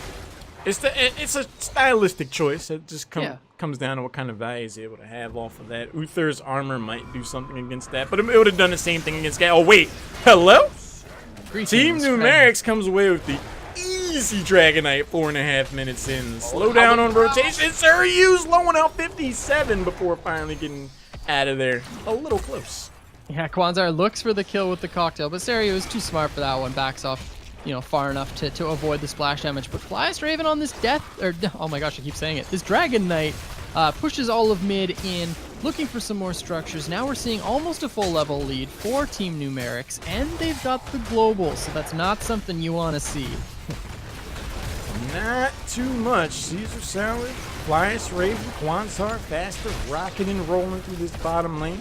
There goes the punt. It's going to send Surrey one back. That bottom well, that lack of sustain is going to be a huge counterpoint the Team Numerics will look to get value out of later on. Heroics are not too far off for the boys in blue either, so they find themselves in a pretty good spot, all things considering. Yeah, Arthas rotates top just to force both mobility cooldowns out of Genji. Level 10's very, very soon here for Numerics. I'm going to expect them to put on as much pressure as they can, maybe even look at taking out a fort or perhaps getting another Dragon Knight if opportunity poses itself for them with that 10, because this is a full level lead for themselves. Yeah, once this level 10 shows up here for Team Numerics, that's going to be a power play in every sense of the imagination. Level 10 is going to get picked up. That's going to be an easy go for the throat. Mighty Gust, Tormented Souls, Army of the Dead. And Rhaegar hung out for a little while, but come on, there was no way he was going Bloodlust here. Come on. No, not a chance. Not enough auto attackers on their team. Maybe if the Vala was in the hands of Numerics instead, we would have seen that. But here we go. Numerics putting the pressure on. They're taking away enemy siege camp. They have their own siege camp. And this is exactly what I would expect, right? I want to see them, see if they can pressure something on this map. They have both these siege camps now. They should totally push in this bottom side and look at maybe getting some damage on the fort. But keep in mind, level 10's closing in very soon for 5 Musketeers, and there's a hyper-mobile Genji on their team. So they have to be careful. Absolutely. We saw what the Dragon Blade can do in these turning point team fights. Definitely could become a factor. Level 10 is now here. Genji's rotating down. Looks to avoid the siege camp. Yeah, I think they're going for it. There's the cleanse. There's the cocoon. Dragon Blade goes in. Finn wants to fly in. There's the Mighty Gust. Going to send members back. Necromonger's unfortunately in a tough spot. He's going to try to jump out of there, but Genji's the first to fall. All of the mobility cooldowns got used very preemptively for 5 Musketeers Genji. So the Gust came out at a perfect time too, just to separate the rest of the members of 5 Musketeers. Numerics put on a clinic with that team fight. I really liked the engage from 5 Musketeers, but they just did not have the follow-up damage. I'm worried that maybe Genji's going to have a hard time killing any of these targets. Like, Barrel Roll gives a pretty substantial shield onto Falstad, as well as those auto attacks coming through are going to heal him. I know it's not a crazy amount, but it alleviates that pressure even in the slightest. And Greymane isn't the greatest target for a Genji, so it's going to be a little bit difficult for Genji to score these kills unless the poke damage comes through beforehand by 5 Musketeers. Yeah, I mean, that's a really excellent point. I also feel like 5 Musketeers kind of telegraphed the move a bit too much. Genji moving right past the siege camp, that definitely put the writing on the wall as to their intentions. Yep. So it was very easy for Finn to just fly back. Boy. Oh no, the DJ drops the beat in his life down bottom. Nice route. Okay. Okay, Chromie. That's a Howling Blast if I've ever seen one, man. They pick up the kill. They're pushing bottom. They're getting this fort. Meanwhile, topside, though, one trade goes over. D. Steves with the rotation to help out Necromongers. The ultimate debate by this Genji. There was 2 members of Numerics topside, and Genji was just dueling them the whole time. And D. Steves with the rotation picks up the trade kills. But is it worth it? Bottom is now pressuring against their keep wall. And rotations coming in from Numerics to pick up this top shrine as well. They're looking at maybe grabbing a Dragon Knight off of this with this 13 advantage. I mean, Falstad felt like he was playing Mortal Kombat. He was just like, all right, this is a fight to the death, man. We're just going to hang out up here. Had Mighty Gust in his employed. Sonya. I mean, that's what it looked like. Yeah. And then Uther showed up like, actually, yeah, this is Tekken Tag Tournament. But level 13 is going to get picked up for Team Numerics. Necromongers is back to business in the top lane. Top shrine is picked up for Numerics. Could see a bit of an engagement. They're looking for the siege camp. 4 members, 5 Musketeers. They want the siege camp bad. Yeah, they're going to have to take this and get out pretty quick because they are against the Falstad. Falstad is really good at, flying in behind groups and gusting them back into the positions that they were in beforehand just to, put them out of pressure or put them out of position. But a little bit of an engage goes into Fasta in this mid lane. Lands the counter engage with the Howling Blast, but no damage follow-up. Fasta actually pushed up really far and pretty low on health. The rain lands onto him, bunch of damage he's done. And there goes the fly plus the gust, and that's a kill picked up for Numerics. Anubarak's Ragdoll is go for launch. 3 points. Manages to split the uprights of the middle keep towers, and that's going to be the 5th takedown in favor of Team Numerics. Caesar Salad rotates down bot, gets the shrine down here. Vin's already used the fly. We saw what happened off of that. See Arthur's already waiting in the wings up top. Necromongers, is he going to try to press the issue? No? Faster, faster. Suryu for the interrupt. Throws in the Q, misses it. These Thieves throws out his W. Necromonger's going to try to get some interrupts with the Shuriken. Can they come in here and stop the seemingly inevitable? Nope. Yeah, it seemed like kind of just like a stall game there, but I don't know if it was worth it because Seryu got engaged on the bottom side of that little bit of a skirmish and was forced to back. So some free time with this Dragon Knight mid, fast, just looking to take out additional structures and just continue to pressure on the map, but the counter engage is coming through. There goes the Burrow, and the Cocoon flies Raven in a lot of trouble. He goes down. Here comes the flight, and the Gust is there to separate the teammates of 5 Musketeers. But now it just looks like Numerics are going to walk away with this Dragon Knight. They don't want to fight without their Arthas. The Ancestral Healing did get out there in time, but the Cocoon definitely locked Caesar Salad up and had a significant impact in that team fight. Malthael is down. Dragon Knight's going to rotate up top. Should be able to get this top fort for free. It's out of shots. Necromongers is going to kind of annoy the Dragon Knight. Faster should have enough health afterwards to get out of there safely. Suryu's a potential target. They jump in on him. Quasar eats the stun, but it's enough to take down the Demon Hunter. So I like the Vala pickup. I don't know if it is as strong as they've been wanting, but she needs to be playing a little bit safer into this composition. And actually no, never mind. There's no damage follow-up. Vala is dead. I am a buffoon, but yeah, the Dragon Knight, you were saying, not under a lot of pressure top there, pushes out top side and manages to get half health on both those towers. But yeah, like Vala just keeps getting chunked out in these like micro engagements, and there we just saw a pick go over for free to Numerics. So not looking good if you're 5 Musketeers, man. This is the rough part of having Uther and Lucio, I feel. Those heroes, you know, they solve each other's problems in that Uther has a long cooldown, burst healing style. Lucio's more consistent healing. But if Uther has to spend those heals somewhere else and Suryu's just left out to dry, Vala has to back away every time. And if you're relying on that damage to be there from Vala, you're going to find yourself really struggling in these team fights. And I think, Kyle, that's what we've seen happen. Yep, and I love this split pressure put on by Numerics. Oh no, they do walk away from this one.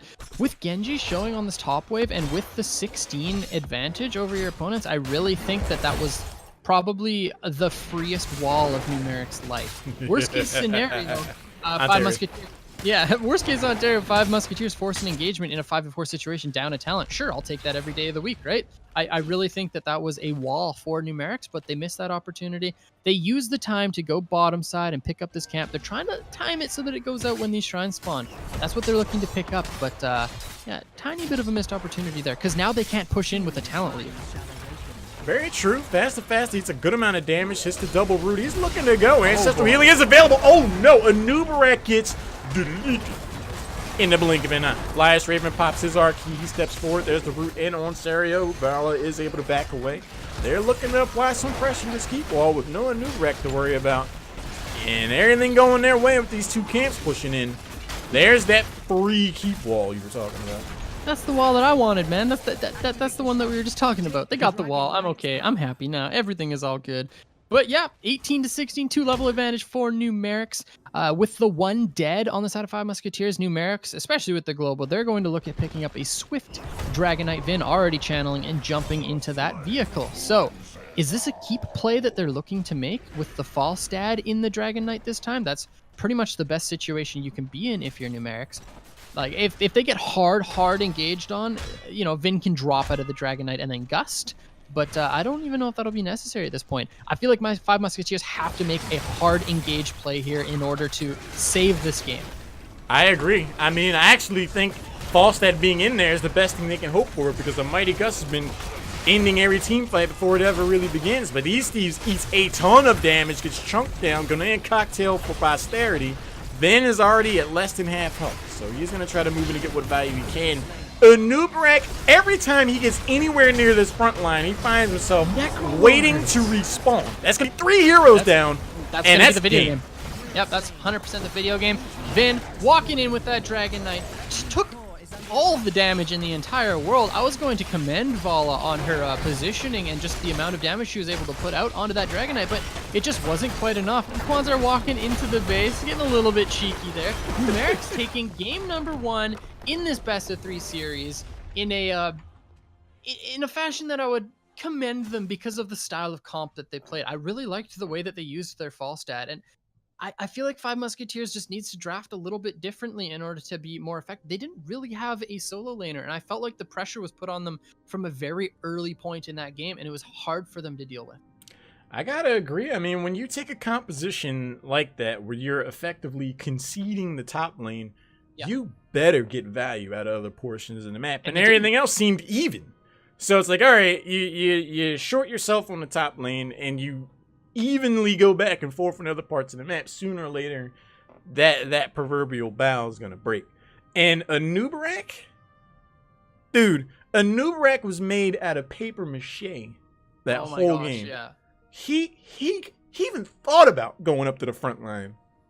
They're like, nah, buddy. Dives in every single time, drops the cocoon, and then just back to the crypt for me. he found himself on the front of a fast-moving windshield way before he anticipated. Every team fight. That's a bug joke. Nice job, my dude. Excellently done. Thank you.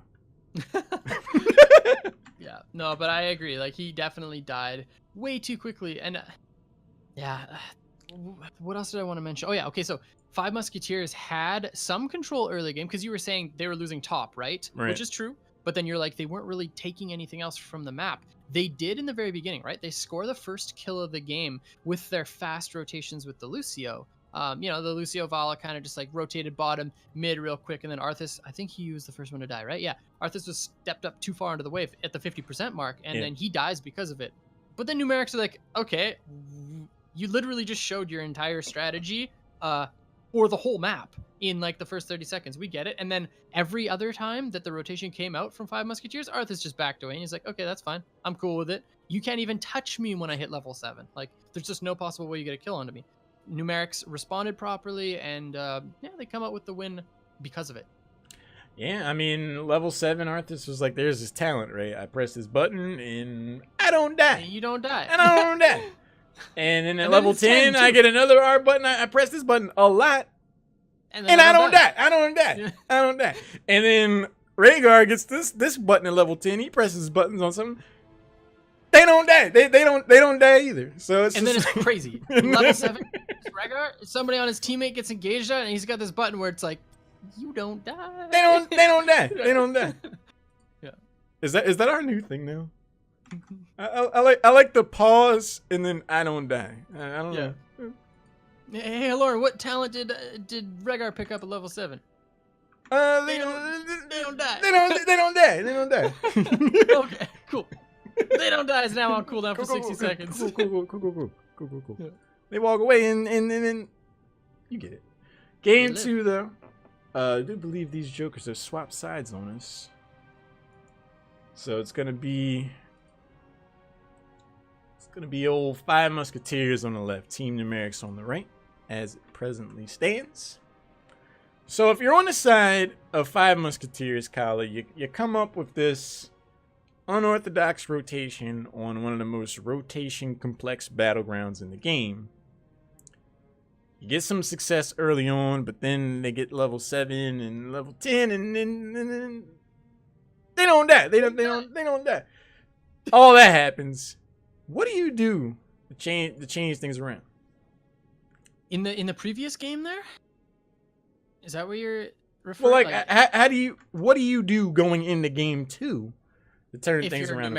If you're Five Musketeers? If you're Five Musketeers. Play something that is a little bit more standard than what they were doing. I didn't like the Genji sitting top lane. Like, no matter what way you look at it, it's either a one-on-one losing lane or the rest of your team suffers because you have to put 2v1 up there. Yeah. It's literally always, no matter what way you look at it, a lose-lose situation doing that. Like, that's just how it works. If your opponents have a condition where they put one hero in a lane and it requires your opponents to lose in a 1v1 or have to put 2, like, that means you've outdrafted the solo lane. That's how that works, right? Mm-hmm. Unless your 3v4 wins, which high chance it doesn't. So if you are Five Musketeers going into this game, just make sure none of those conditions can be called true.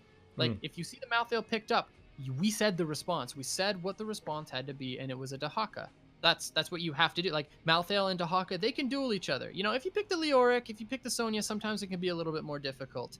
Yeah. I think the Leoric into Malthael, Malthael bodies Leoric in most cases, and then Sonya, I'm not as confident in saying which one wins in that, but I'm pretty sure Malthael wins in most cases as well.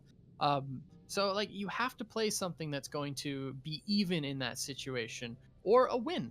Like that's just what you have to do. So if I'm Five Musketeers, I am looking to satisfy those conditions in this draft. We'll see if they do that. I mean, one thing that concerns me is that Five Musketeers chose this battleground. So I'm really hoping they don't have some other wild scheme cooking and it's like, all right, guys, here's what we're going to do. We're going to go no warrior this game. Like, something weird. I agree. They got to just play it straight up. Play this a bit more standard and see if they can force out game number 3. Yep. So, we got numerics on the right this time? Yeah, they are first pick. So, what are they looking to ban off? It is Towers of Doom. I'll just take Abathur and hang back. Yeah, that's your favorite hero, right? Could be, if I ever get to play him. I was going to say, Dahaka ban makes the most sense to me because it allows them to pick another Malthael if they want. It's also just objectively one of the strongest heroes on this map. Just because of how sapper camps work. And Dahaka's just so darn strong on this map, jeez. But yeah, banned off for numerics. Five Musketeers now looking at a ban. I don't think they... Yeah, okay. I was going to say, I don't think they banned Cho'Gall this early. Tassadar banned instead. Ooh. Oh. Wow, are you the Prophet? Huh. Maybe. I mean, I like the idea of Abathur on its battleground. Again, I've never played him, so I can't say directly for sure, but from what I've seen of other people, seems pretty neat. A lot of global presence. Put the mines down. That could be annoying over the altars. Whoever they end up cloning could definitely have an impact. They might go for the double goo-goo Gachu. If Genji's not taking into 1-2 here. What? I know what you're saying, but I love it, man. I love it. Yeah, Abathur picked up. This is one of his strongest maps. The response there is ETC Uther, and insane. All right, I'm done. ETC Uther picked up, which is such a strong duo. But excuse me, Abathur Cho'Gall. Didn't you say you've seen this played by Operative in the open division, and it didn't bode well? But this is numerics, man. This is a different beast entirely. It is a different beast entirely. But wait, Kala, we're watching Abathur Cho'Gall? What the frig is going on, man? Kala, I am all for innovation. So Guys, if you haven't, tell your friends to get in here and watch this, because you're about to Oh see my God. a game. Abathur Cho'Gall on a large battleground like Towers of Doom. The last time I saw this, it was on Infernal Shrines with Flame is Lame and Kala. It was a roaring dumpster fire. It looked bad from beginning to post-game analysis. Yes, but this is numerics, right? Is I feel it like if there's numerics? anyone who can do it, it's them, right? Am I crazy? Sure, I feel like they can do it. they can do it. You're also crazy. But life comes at you fast, Kyle. Man, it's coming so fast. I don't know what to do. It's so fast. Abathur Cho'Gall. Now, Kwanzar knows. He's in the chat dropping trick W's. He knows what he's doing. Oh gosh, Illidan freaking out, man. Greymane. Okay. Like you said, if there's a team that can pull these utter shenanigans off. Was that an ETC joke? Oh. Get it? Look at me, look at me. That's that face. That's what I'm talking about. That's that face. That's that face. That's that face. Okay, so Illidan is the Dahaka here, right? He's the global, he's the solo laner. Right. Greymane is the anti-Cho'Gall. You got the Curse Bullet, which removes 40% health, or sorry, no, it's nerf, right? 35% health from Cho'Gall. So that's a really good pickup. Greymane is also just really strong on this map because of his control over the camps, something that Cho'Gall may have difficulty doing. Abathur's pretty much going to be solo in this top lane against the Illidan, I assume. The Rhaegar was banned from Five Musketeers. I was too excited on the Cho'Gall to see it. That's really important. That's really bad if you are numerics. But what do they have up their sleeve? Is it Stukov or something? Like, what do they play with this now? Yes, it is Stukov. Okay. Dude, I'm just... Right? I'm That floored. makes sense. Ooh. Wait, Illidan isn't the Dahaka here. Zagara is the Dahaka. What is going on, man? They're both of them the trying to Dahaka? punish. They're trying to punish the lack of a body they're gonna have. Yeah. You put Illidan in Zagara top lane. That's fine with me. That Against, right? Isn't that what you do? This isn't the battleground. The dude is numerics. I'm sorry, man. I don't. Wait, I so believe in them. What are you talking about? I so believe in the Cho'Gall Abathur, but I see. Do we see double Cho? Do we see double Cho? Monka S, dude. I think we do. Okay, but wait, is that worth doing? Because then you don't have the Gall. But it might be double Arthas just for like perma slows. And double Arthas against an Illidan is not fun at all. But it could be really either, or it could be double Dukov just for like keeping the Cho'Gall up. But anyways, this is gonna be insane no matter what we see, man. But I actually do think it's gonna be Illidan and Zagara pushing a lane because of the lack of body presence. Exactly what you were talking about. Wants to innovate. We're gonna see how this game plays out. I mean, okay, game number 2. Potential to last of the night. On the left side, we have 5 Musketeers. These Steves is playing Greymane. Kobe 21's playing Uther. Saryu be serving up Illidan. ETC's being played by Nintori and Necromongers. It's playing Zagara. And on the right, in red, we've got Team Numerics. It's Caesar Salad on the Stukov, Kwanzar playing the Abathur, Flyest Raven on Arthas, Vin playing the Gall, and Fasta on the Cho. These are the Wildcats Numerics. What is this draft? They're about to show us. LeVal in the chat is like, believe in them. Anything can happen. This is HeroesHype Tempo Storm Series 3. So we're going to see some exciting gameplay one way or the other. I just think if 5 Musketeers survives the heroic ambush, Team Numerics is going to have a wild time. So 5 Musketeers are already putting on the heat. Like, they have to do this. They have to try to snowball this early game. We talk about this all the time whenever we see the Cho'Gall. So the fact that they've already traded a bunch of damage onto this bottom tower is a really good thing. Saryu now solo lane mid against this mid lane Abathur. And meanwhile, top, it is Flyest Raven on the Arthas against the Zagara Necromongers. So I like the lane matchup so far from both these teams. Maybe it's the response from 5 Musketeers that I like more, but yeah, this is really interesting. You're down 2 bodies on a large 3-lane battleground. I mean, all things considered, it could be going worse for the members of Team Numerics. They really need to get to level 10 for the full merits of this to come online. It's going to cost them a tower. Power Slide will just miss. Fastman's going to be able to wind up the old pitching arm, dash back in there on these Thieves, and Cho'Gall. They're actually turning this.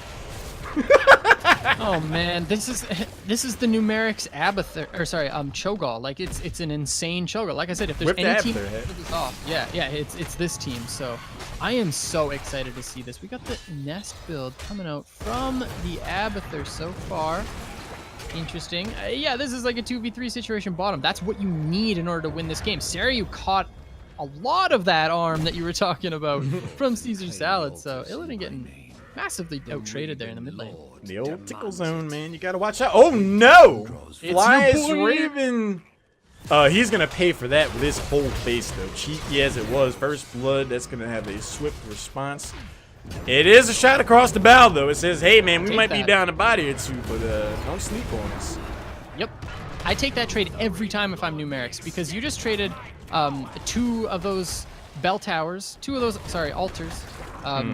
And you also just went 1-for-1 with kills, and they've also just been able to get a lot of lane pressure off of it too. Look at this mid wave, look at this bottom wave. 5 Musketeers actually missed 3 creeps bottom side, and they're missing countless minions mid, so experience lead also going over Numerics. I know it's small, but you're Abathur, Cho'Gall, anything matters at this point. Absolutely. I'm right there with you, man. It's really to the credit of Team Numerics' macro ability. When you get the upper hand being down 2 bodies on a map as large as this, that's of note, man. That's important. Absolutely. But the XP is starting to get racked up again here. 4 or 5 Musketeers who are looking to push these pumpkin sappers in down bottom. One tower's already taken down. Caesar Salad on Yeah. the ropes. You got to watch out for those gilded cocktails, buddy. Yep, that sapper camp pushes in, grabs one of those towers. So, yep, 5 Musketeers putting on as much heat as they can. But again, this experience is equal. So, you're looking really good if you're the side of Numerics. It's a 1-for-1 kill trade so far for both these teams. And I'm loving watching the Stukov versus Greymane in the mid lane. It's pretty hilarious. Something I've never seen before or never thought that I would ever see. I mean, Stukov isn't that bad a solo laner in the grand scheme of things, especially if he gets an Abathur hat. So it's something of a wily 1v1 scenario. Greymane has to respect it to a degree. Aspen is going to get the old speed boost, get out of there. But meanwhile, Illidan, the friend or foe dash is not going to be enough to silence as the screen door slamming in Illidan's face, who now waits to respawn. Oh my gosh, meanwhile, bot, ETC and Uther trying to take on this Cho'Gall, and they are going to lose that every day of the week. So Cho'Gall gaining the value that they're looking for, and this is not good if you're 5 Musketeers. Like, having yourself lose this Illidan like that. Oh my gosh, look at this damage on D Steves, and this is the level 7 Cho'Gall. Cho'Gall Abathur hat, man, it hurts. Ask D Steves, we can tell you. A lot of damage goes in on Uther, gives himself the armor. Cho'Gall's trying to dash out of there, gets the scoop, less than 500 health, is able to mount out. Caesar Salad is going to steal away that altar, and they're rotating them. There it is. That was the cheekiest thing I've ever seen in my life. The bait back into the mine so that they can get vision, and then Cho'Gall finishes it off. This is not good if you're 5 Musketeers. Numerics are winning everywhere. How is this happening? Guys, if you have not told your friends about this game, you want to learn about a new cutting-edge strat. Exhibit A. Soriu's on a chase, has to disengage, and then Soryu uses Face Melt. There's the cleanse from Uther. Kobe is completely out of mana. Body blocks are a whole thing from Flyest Raven. That silence is denying so many escapes. Caesar Salad once again making plays. I don't like saying this sort of thing, but this does not get better for 5 Musketeers. This continues to get worse and worse and worse as the game goes on, because you're against a Cho'Gall. Like, when he hits level 16, how on earth is a Zagara Illidan against an Arthas going to ever kill a Cho'Gall? Can you answer that question? How? They Can don't. they? Yeah, I don't think that's even programmed into the game. Like, I mean, I don't think it's a condition that exists. It's gonna come off a Hail Mary cursed bullet, possibly even Divine Storm, to be completely honest. I just don't see how it happens otherwise. This is not the situation you want to be in if you're 5 Musketeers down a full level against the Cho'Gall Abathur comp on Towers of Doom. Oh no. And I love the Abathur build so far. Oh my gosh, this is not looking good. Caesar Salad with the swipe back in. It's like the insect from League of Legends. Saryu also taking a bunch of damage, but Caesar Salad caught out on the backside of that fight. But here comes Arthas. He's got the hat. They pick up the kill, and that's a 2-for-1 trade for Numerics. Again, a trade they will make every day of the week. A net positive trade. The old Stukov Van Gogh, the Picasso paintbrush for the disengage. Ultimately, Caesar Salad is going to go down, but like I said, man, 2-for-1 in this situation. Keep my level leader in experience. I'm not too mad about that at all. Yeah, I'll take it. I will take it. But yeah, I was just going to mention real quick there, I love the nest build from Abathur. It's so good for stopping the rotations from my 5 Musketeers. Oh my gosh, I wish I could speak. Here comes the hunt onto Cho'Gall. Is he in trouble? Survey says not so much. There's the disengage. He's going to be able to get out of there. The Hammer of Twilight serves him well. Caesar Salad waiting in the bush, mounts up. It's Kobe 21 starting to get the channel. D Steves and Insori looking to body block. Can he get in there? A long range route from downtown is going to be enough for the disengage. Sorry, use his friend or foe to get over the wall. The Aspen's going to start channeling Cho'Gall, of all people channeling, and will come away with this successfully. See, now what 5 Musketeers are doing with their top laner, I feel like is the only thing that they're going to be able to do to try to salvage this game. They need to use this Zagara to start taking a lot of structure advantages. We've got like the Infest build for Zagara too. We see these ranged minions, getting really swole. They were at the gym all day, but that's what they have to do. They have to take away forts if they're able to do it, so that when Numerics group up with this Cho'Gall and they grab these altars, it's not going to be as impactful. No, they're not. Flyest Raven, Caesar Salad. They're gonna say, hey, we see what you're doing up here, buddy, with these Nidus Network. Gonna have to deal with all that. Kobe21. Sorry, gonna go ahead and pick up that Sapper Camp. 2 Sapper Camps down bot. With Necromonger's already pushing this in. This could be the first stolen tower of the game.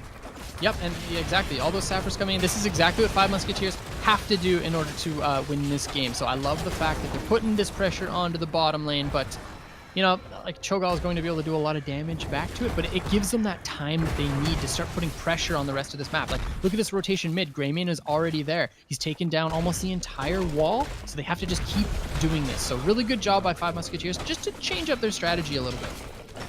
I really like this shift in strategy from them. They've identified that Cho'Gall with an Abathur hat is a freaking raid boss. Greymane is going to get taken down. 8 takedowns to 2. The root is going to miss from Flyest Raven.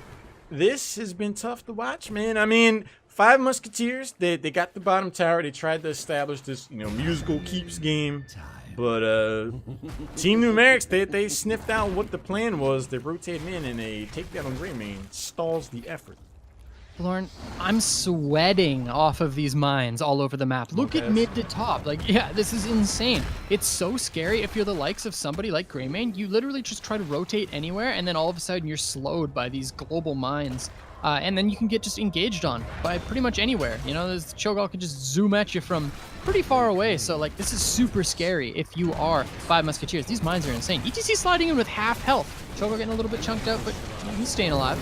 He dares the dream, sir. You hit the top turnbuckle, goes in on Caesar Salad, the disengage, not getting the distance he might have hoped for, but we see Cho'Gall using the heroics going in. There's a nice stun. Divine Shield, Nintori slides in, gets a 2-person mosh pit, but the silence is gonna be enough. Cleanse did come out. Nice 2-person root.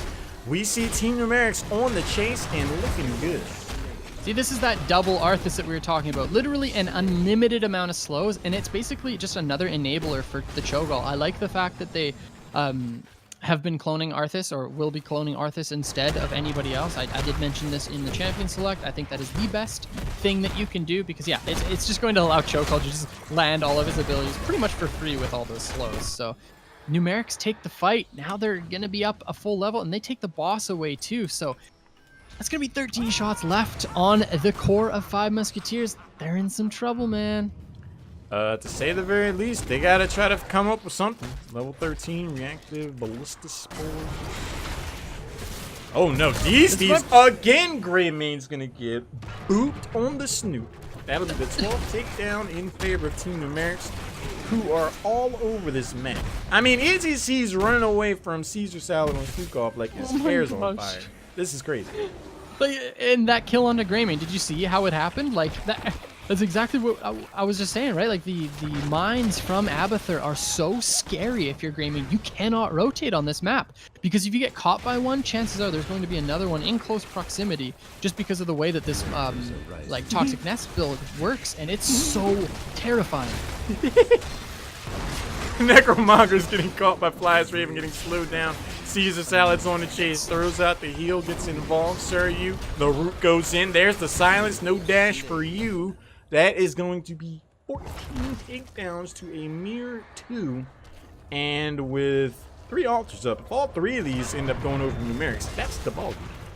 Yeah, and Numerics managed to push in bottom fort too, so they've got the 5 shots like you know mentioned there. Cho'Gall in a 3v, I guess it's technically it's 3v3 situation. Not able to stop. Oh yeah, I just lied to your face. So there goes the bowling ball, the silence bowling ball.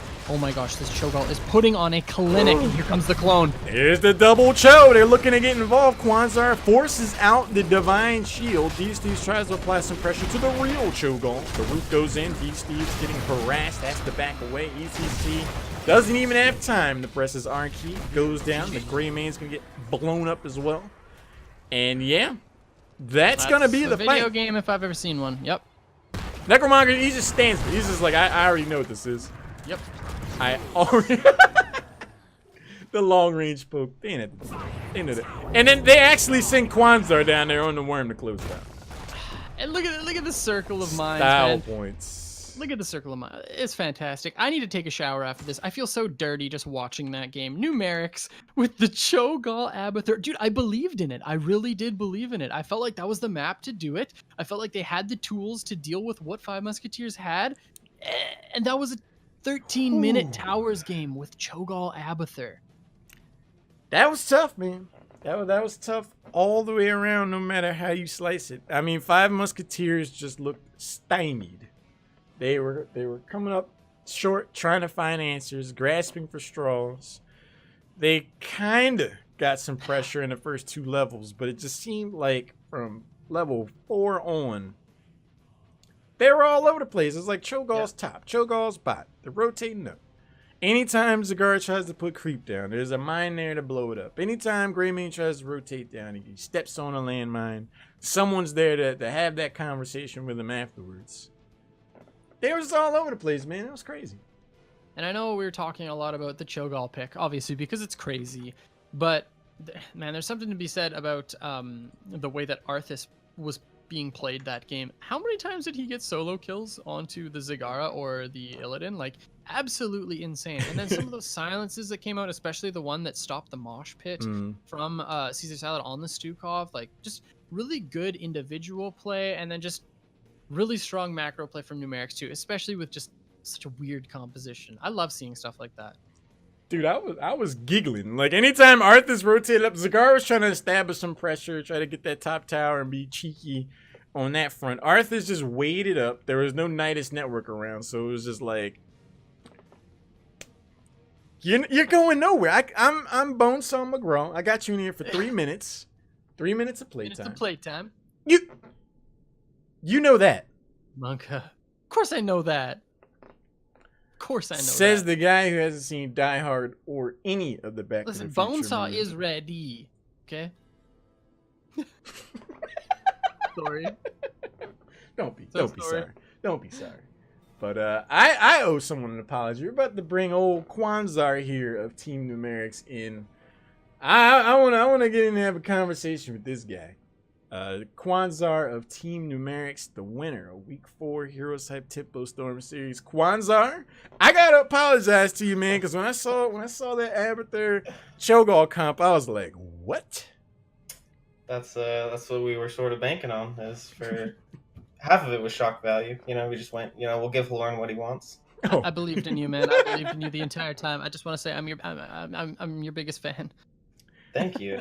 I mean, it means a lot. And we also, I mean, part of that was also just, I mean, obviously, like, we like Cho'Gall a lot, and it's not actually, like, it's a bit, like, it seems like a bit of a meme, like, Abathur Cho'Gall, like, oh, what are you doing? But, like, it actually, as you saw, like, it works a lot better than it looks. Yeah. Obviously, there's, like, a lot of counterplay, like, for the other team, but it's, like, honestly, like, not the least solid strategy. And we also just figured they didn't ban Cho'Gall and everyone else did, so, like, why not just, you know, pick it just to show.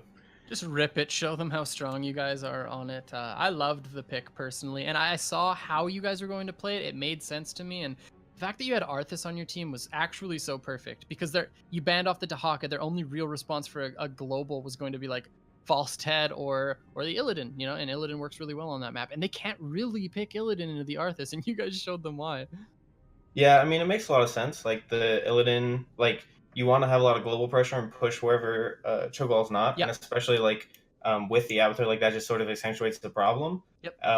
So it just really worked out that the Arthas, like, lined up really, really well against what they had. And that was a lot more of a reactionary pick than, like, obviously the Abathur Cho'Gall is, like, you know, the 1-2, like, buckle my shoe sort of thing. Like, that's just the 1-2 combo. But the Arthas and the Stukov are both sort of like, okay, well, what do they have, you know? Yeah. It's a lot more of a flexible draft than I think a lot of people might think at first glance. Real quick, if I might ask, do you think that Stukov is best used into situations with ETC just because of that long-ranged interrupt on the mosh pit, or where do you see Stukov, and also the flailing swipe, obviously? Is it the two tools to interrupt the mosh pit that you find the most value in? Because I do find you guys like picking that hero into ETC, and I was just wondering if that was the reason why, because that's what makes most sense to me. That's definitely part of it, and it's also just Caesar, our support, is just like an insanely good Stukov. I hate to say that phrase, 'cause I know it's going to go straight to his head immediately, and it's going to be like, I'm gonna get out of this interview. He's like, oh, you think I'm really good Sukov, huh? But like, it's definitely like the two interrupts are like a huge bonus. Like you saw in the fight near boss, like they got like a 2 or 3 man mosh, and he just went like, oh no, it's fine. Like I got the interrupt. Like, and it's not a cleansable thing, you know. Like if you like fear it or something, like if you had a Gul'dan, they can just like pre-cleanse it, but you can't pre-cleanse a silence that lasts like indefinitely. So it's not only that it's like 2 interrupts, but it's 2 incredibly safe interrupts. All right, thanks. Yeah, really insightful stuff. Kwanzaa, I'm not surprised to see you making waves in the amateur scene. I got a chance to see you in action throughout Heroes of the Dorm and in person. We chatted for a little bit, and I was always really impressed with the leadership quality that you had for your team. I want to talk about the current like shot calling structure. Has that leadership translated to Team Numerics, or do you guys have a different way of approaching things? It's definitely so with this team. I will say that the first thing I noticed when I joined is that there's a lot of like soft silicon people.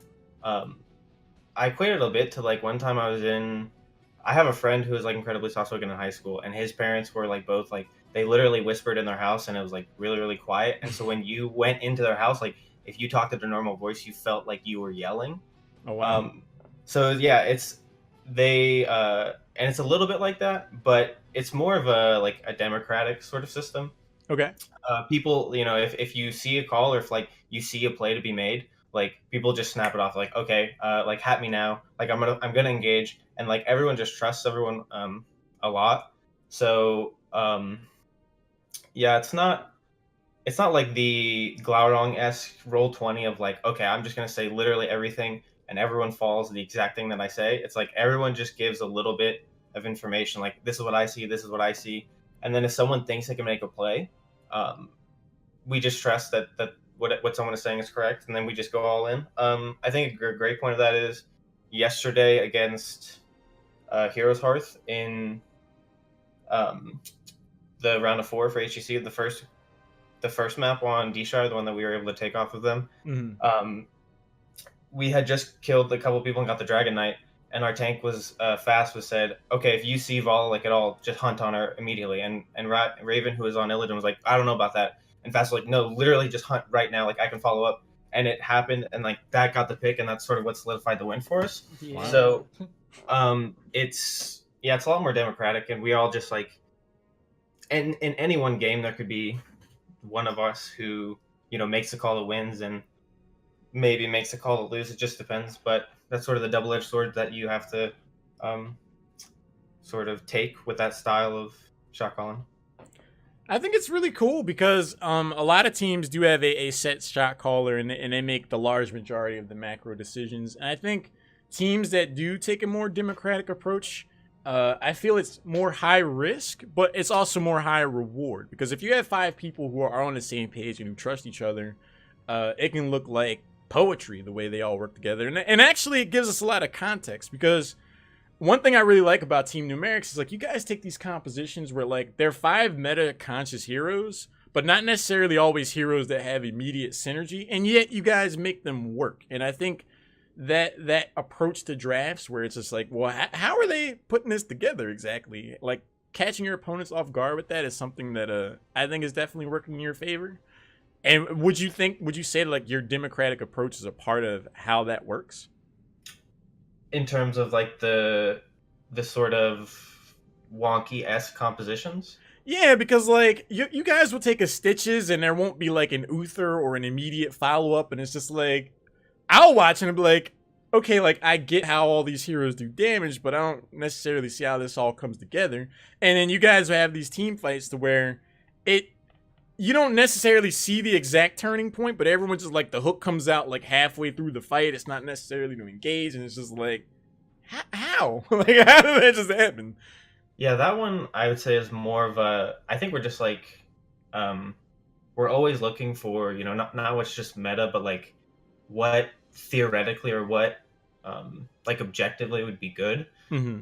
And I don't think we're afraid to pair things that don't normally go together. And it's for better or for worse. Like I know I can just think of like a couple drafts off the top of my head where like we tried that sort of thing and it just like was an abomination of a draft. Like we just lost like the second that the 10 heroes were locked.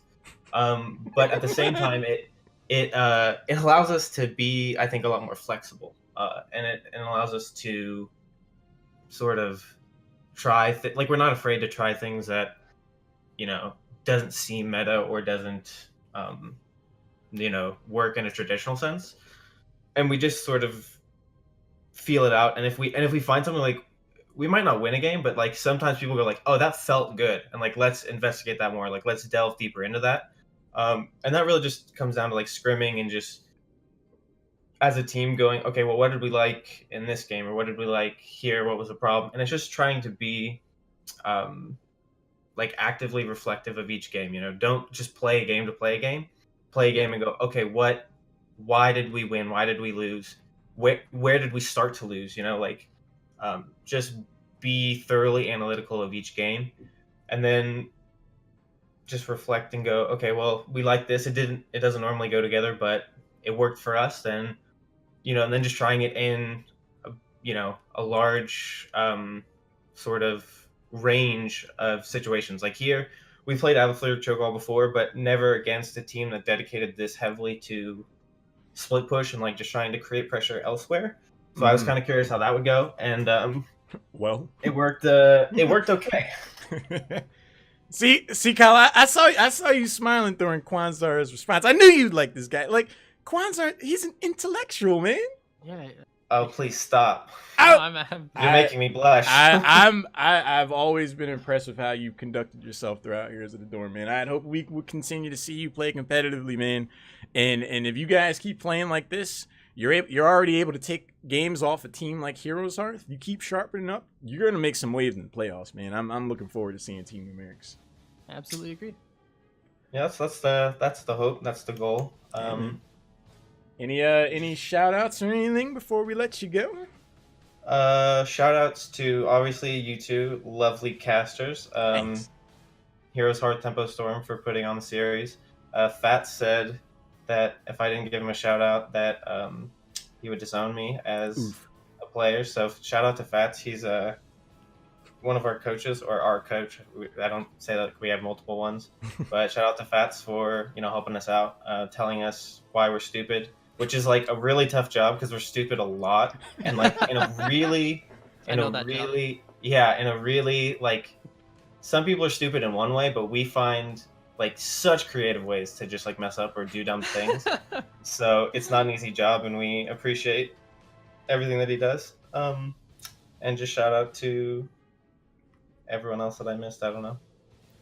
Hey man, that's a pretty good list. Not too shabby. The viewers. There you go. They're who I really love. There you go.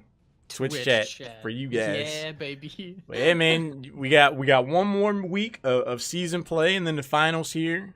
I'm sure you guys are looking to come away the victors here. You keep playing like that, you got a good chance at exactly that. You got the playoffs for the Open Division not too far afterwards, so we're definitely going to see you guys around. Again, Kwanzaa, congratulations to you and yours, man. Can't wait to see you guys in action again. Nice job, dude. Thank you. Have a good night.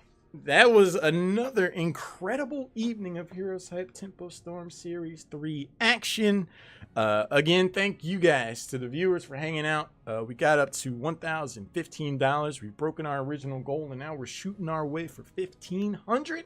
I think we can do it. I think we can do it personally. I think we can do it as well. We've got some time yet, and we got some cool stuff to be purchased and some fabulous teams to support. So there's no reason why we couldn't. I believe in the community. I believe in the Twitch chat. It's going to happen. Big thanks to everyone working behind the scenes of HeroesHype Tempo Storm Series. Again, thanks Kwanzaa for the kind words. But again, Kyle and I, we just get to show up and have the time of our lives casting for you guys. Argy does the obs in the production. Ball and Beast has been hanging out with us tonight in the casters channel as well, doing stuff. We're picking up people working on the website. Flag 5 putting together amazing articles, keeping us all up to date on HCC content, things going on in the amateur community, everyone working behind the scenes. An immense thank you to you guys. You guys are what makes this such an incredibly well-oiled machine, and something that's just such an honor to be a part of. But for now, Kyle, are you streaming tonight? You hanging out? I will be broadcasting some Oh. video games this evening, so if you guys okay. want to come hang out, it's twitch.tv/Calla. Pretty darn simple. I've talked a few times in chat, so yeah, if you want to come hang out, in Calla after hours, you can find your way to my channel. Come chill. I mean, you could be there for another rendition, another on the fly, life-changing song by the Fox of Fox, the Kitchen of Heroes, a community coach, a neighborhood-friendly column mark. Really cool. Not like this. But for now, my name's Lauren. That's Kyle. It's been my absolute pleasure to cast for you guys. Hope you guys had as much fun as I did. Can't wait to see you all next week and then in the finals 2 weeks from now. But for now, that's it. It's for us. Have a good night. See you guys.